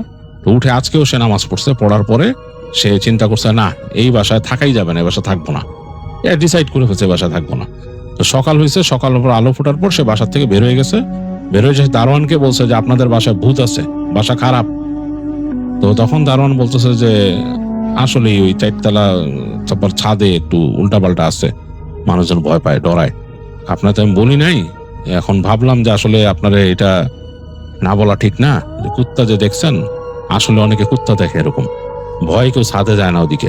হ্যাঁ, 4তলা মানুষও রাত্রেবেলা ওইদিকে বেড়ে না। তো বাড়িওয়ালা তো ভাড়া কম রাখে, এর লেগা যায় না আর কি 4তলা ভাড়াটিয়া। 5তলায় কেউ থাকতে টিকতারে না, ছাদের উপরে কেউ টিকতারে না। তো তখন সাগর বলল যে এটা আমার, যদি আপনি আরো আগে বলতেন যে আমি বাসা যখন খুঁজতে আসছি, তাহলে তো আমার এখানে ওঠাই লাগতো না। এই যে আমার যে এখন একটা মানে অশান্তি হইলো, হ্যাসেল হইলো, আমি জিনিসপত্র কিনলাম এটা। তো দারোয়ান করলো ভাই আমি তো দারোয়ান, কি করুম কোন, আর আপনার তো ডিকে নাই লাগতো, জেনে যাবেন আপনি। তো যাই হোক, সাগর বললো যে না এখানে আমি আর থাকতে পারবো না, বলে সে উঠে গেল একদম সরাসরি বাড়িওয়ালার ওখানে, যে বললো যে একটু বসতে পারি, কথা বলবো। বাড়িওয়ালা মনে হয় তার মানে কথা শোনার জন্যই প্রস্তুত ছিল। তো সে বলল যে কি হয়েছে, সে বললো আপনার বাসার মধ্যে সমস্যা আছে, আমি ভয় পাইছি 2 দিন, আমি থাকতে পারবো না, আপনি যদি অ্যাডভান্স ফেরত না দেন এটা কিছু আসা যায় না, বাট আমি চলে যাব। তো বাড়িওয়ালা তাকে বসায় রেখে তাকে নাস্তা দিল, বলে নাস্তা করেন, আমার সাথে নাস্তা খাওয়ায়, তাই অ্যাডভান্সও ফেরত দিল। দিয়ে বললো দেখেন আমি আপনাকে বলি নাই, কারণ কি মানুষ তো বলে আমি জানি না, আমার সাথে তো ঘটে নাই কখনো। বাড়িওয়ালা বললো যে আমি অ্যাকচুয়ালি কিছুই দেখি নাই, সত্যি কথা আমি দেখি নাই, মানুষজন নাকি দেখে, ওখানে যে আগে ছিল সেই ছেলেও দেখছে, সে ভয় পাইছে। তো আমি ভাবছি হয়তো আপনার সাথে কিছু না ঘটতে পারে। তো যাই হোক, আমি দুঃখিত আপনার না বলার জন্য। আর এটা নিয়ে আসলে আমি কি বলবো বলেন, এটা তো একটা সুপার ন্যাচারাল জিনিস, এটা নিয়ে আসলে আমি বলার মতো কিছু পাই না। যাই হোক, আপনি চলে যেতে চাইলে চলে যেতে পারেন। তো সাগর তখন ওই অ্যাডভান্সের টাকা নিচে বাড়িওয়ালা বললো যে আমি থাকছি 2 দিন, এটা সাহেব বললো না না ওগুলা লাগবে না ভাই, ইটস ওকে, এই বললো। তো সে তোর ওই দিনই বের হয়ে গেছে, যে তার বন্ধুর সাথে কথাবার্তা বললো যে বাড়িওয়ালার এসে বলছে যে আমি যদি 2 দিন বাসা পেতে সময় লাগে, আমার এই ফার্নিচারটা একটু রাখবো। বলছে কোনো অসুবিধা নেই, আপনার সময় মতো নিয়ে যান। তো সাগর ওই দিন চলে যায় পরে বন্ধুদের সাথে দেখা করে বাড়ি আর একটা খুঁজে, ও ওখানকার থেকে কাছাকাছি একটা জায়গায় একটা বাসা পায়, আরো ভালো ওইটা আবার ওই যে বিল্ডিং এর মধ্যে, ছাদের উপরে না। তো সেখানে পাওয়ার পর সেখানে সে পরে মুভ করে যায়, জিনিসপত্রগুলো নিয়ে যায়। বাড়িওয়ালা ওয়াজ কাইন্ড ইনাফ, জিনিসপত্র রাখতে দিছে তাকে ওই কয়েকদিন, আর অসুবিধা হয় নাই। তো এই হচ্ছে প্রত্যয়ের মামা সাগরের ঘটনা, যেটা আপনাদের সাথে শেয়ার করলাম। এবং সাগর বেশ ভয় পাইছিল, এবং তিনি বলছেন যে একদম খাঁটি এই জিনিসগুলো তিনি দেখছেন এবং ভয় পাইছেন, এই মানে একদম মানে তার নিজের এক্সপিরিয়েন্স করা জিনিস এগুলো।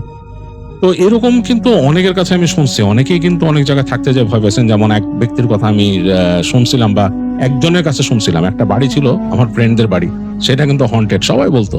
তো সেই বাড়ির ছাদে যিনি থাকতেন তিনিও কিন্তু এরকম ভয় পাইছিলেন। একজন চিলেকোঠা একজন ভদ্রলোক থাকতেন, তিনিও কিন্তু ভয় পাইছিলেন।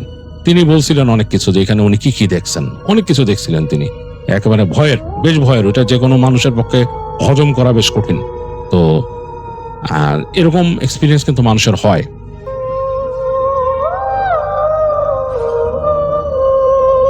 আসসালামু আলাইকুম রাসেল ভাই, আপনাকে অসংখ্য ধন্যবাদ আমাকে সুযোগ করে দেওয়ার জন্য। আজকে আমি যে ঘটনা বলবো এটি প্রায় 10 থেকে 12 বছর আগের একটি ঘটনা।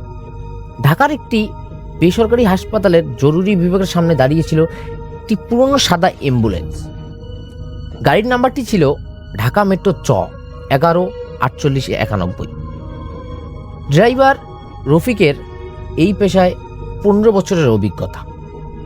সে অসংখ্য মৃতদেহ, দুর্ঘটনা রোগী আর মধ্যরাতের জরুরি কেস বহন করেছে অনেক, তাই অন্ধকার কিংবা নির্জন রাস্তা তাকে খুব একটা ভয় দেখাতো না।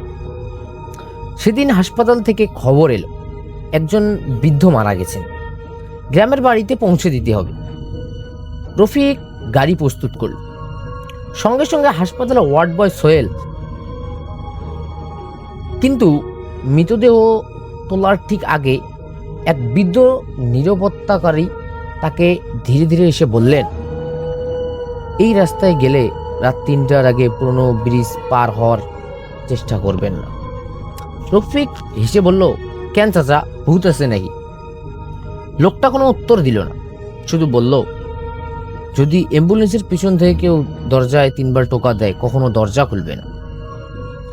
কথাটা শুনে সোহেলের গা কেমন জানি না শিউরে উঠল।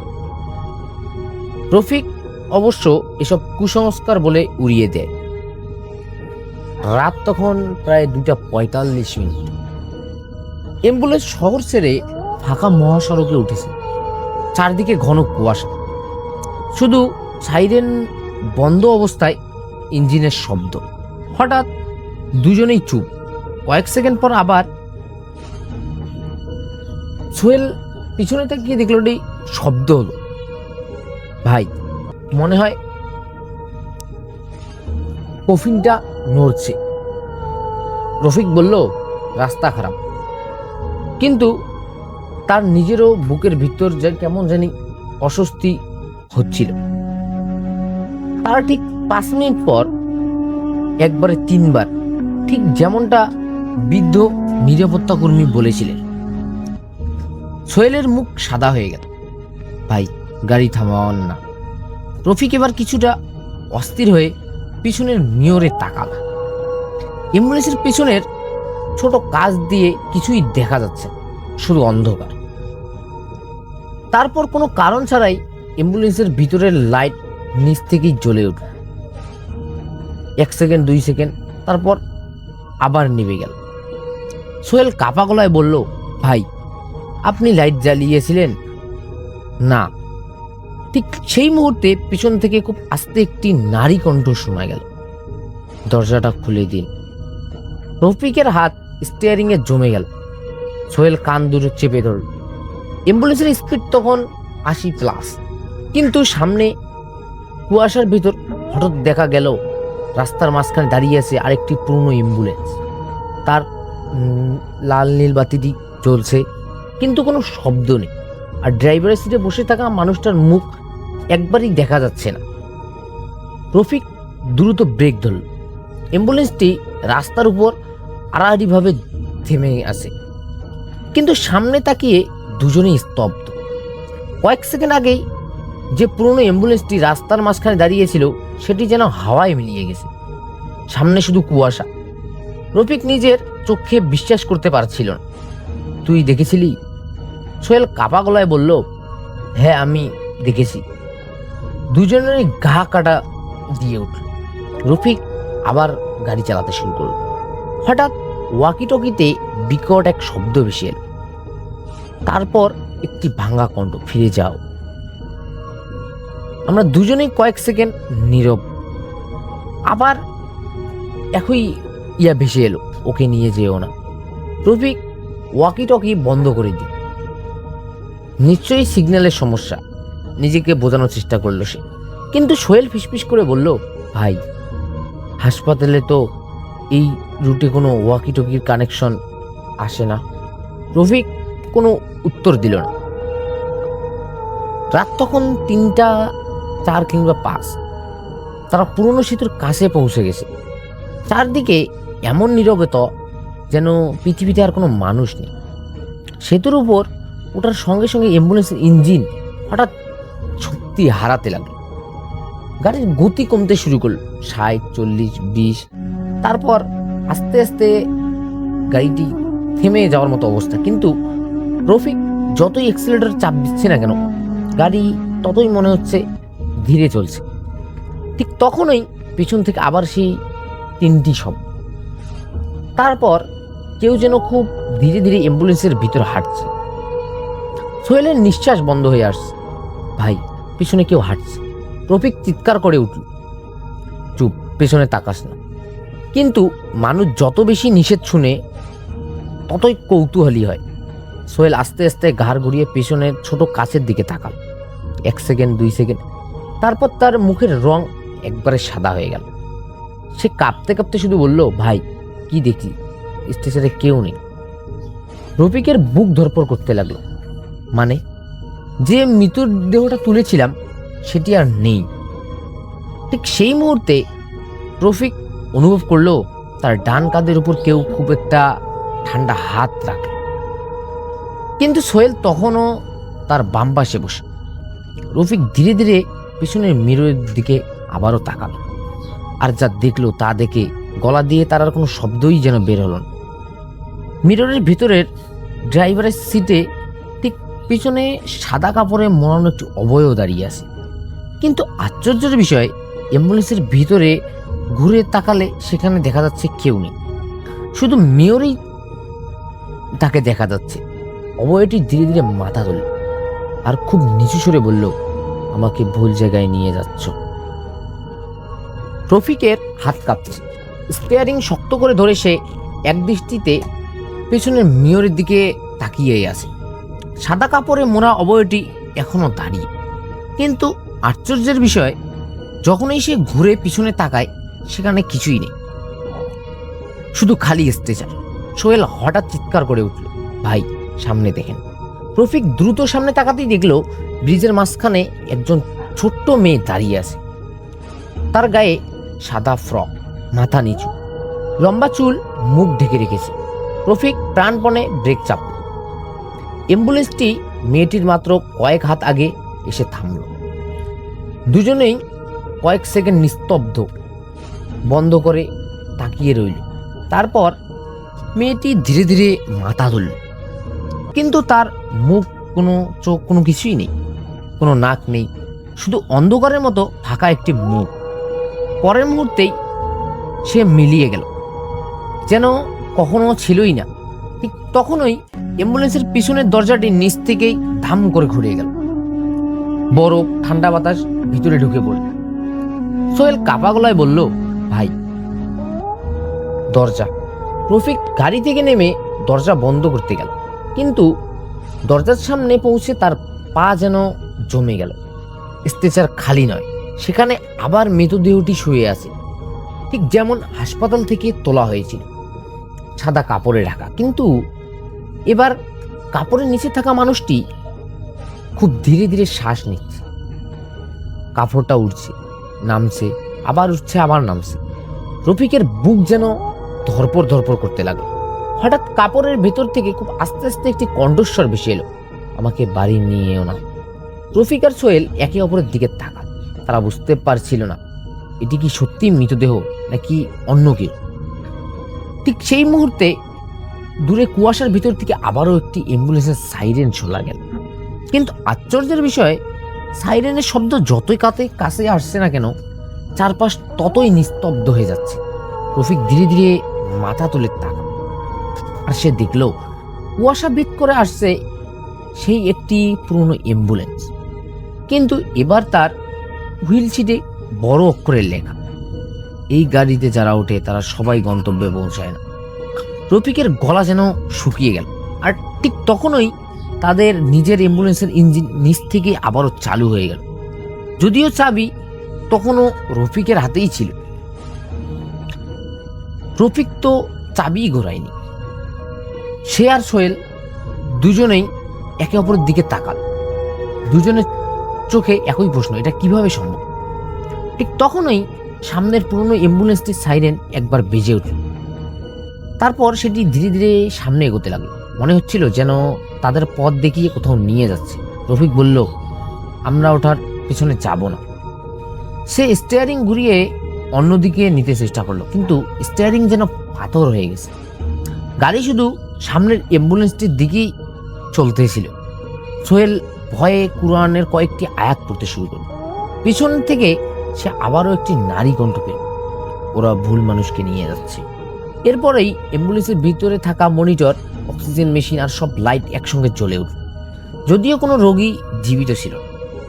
মনিটরের স্ক্রিনে একটি হার্টবিট দেখা যাচ্ছে, একবারই স্বাভাবিক। রফিক ধীরে ধীরে পিছনে তাকাল। স্ট্রেচারের উপর সাদা কাপড়ে ঢাকা দেহটি এবার ধীরে ধীরে উঠে বসছে। সোহেল আতঙ্কে চিৎকার করে উঠল, ভাই ও ও ও বসে গেছে। কাপড়ের ভিতরে থাকা একটি হাত বেরিয়ে এলো। হাতটি অস্বাভাবিক রকম ফ্যাকাশে, তার আঙ্গুলগুলো সোজা হয়ে সামনের উইল সিটের দিকে ইশারা করছে। রফিক তাকিয়ে দেখলো সামনে সেই পুরনো অ্যাম্বুলেন্সটির পিছনের দরজা হঠাৎ খুলে গেছে। ভিতরে সারি সারি স্ট্রেচার, প্রতিটি স্ট্রেচারে সাদা কাপড়ে ঢাকা একটি করে দেহ। আর সবচেয়ে ভয়ঙ্কর বিষয় ছিল প্রতিটি দেহের মুখে রফিক আর সোহেলের মুখ। রফিক যেন নিজের নিঃশ্বাস শুনতে পাচ্ছিল। ঠিক তখনই সামনে থাকা অ্যাম্বুলেন্সটি কুয়াশার মধ্যে ঢুকে অদৃশ্য হয়ে গেল, আর তাদের নিজের অ্যাম্বুলেন্সটি প্রবল গতিতে সেই কুয়াশার ভিতর ঢুকে পড়ল। কুয়াশা কেটে গেল, তারা যা দেখতে পারলো তাতে দুজনের শরীর ঠান্ডা হয়ে গেল। তারা আর সেই সেতুর উপর নেই, বরং দাঁড়িয়ে আছে একটি পরিত্যক্ত হাসপাতালের সামনে। হাসপাতালের ভাঙ্গা সাইনবোর্ডে ধুলো জমে আছে, জরুরি বিভাগ বন্ধ 1998। কিন্তু হাসপাতালের মূল দরজাটি ধীরে ধীরে নিচ থেকে কেন জানি না খুলে গেল। ভিতর থেকে ভেসে এলো একটি কণ্ঠ, রকি এসে গেছে, এবার ভেতরে নিয়ে আসো। রফিক বুঝতে পারলো যদি তারা ভেতরে ঢোকে তাহলে হয়তো আর কখনো ফিরে আসতে পারবে না। ধন্যবাদ রাসেল ভাই, আজকের ঘটনাটি এ পর্যন্তই।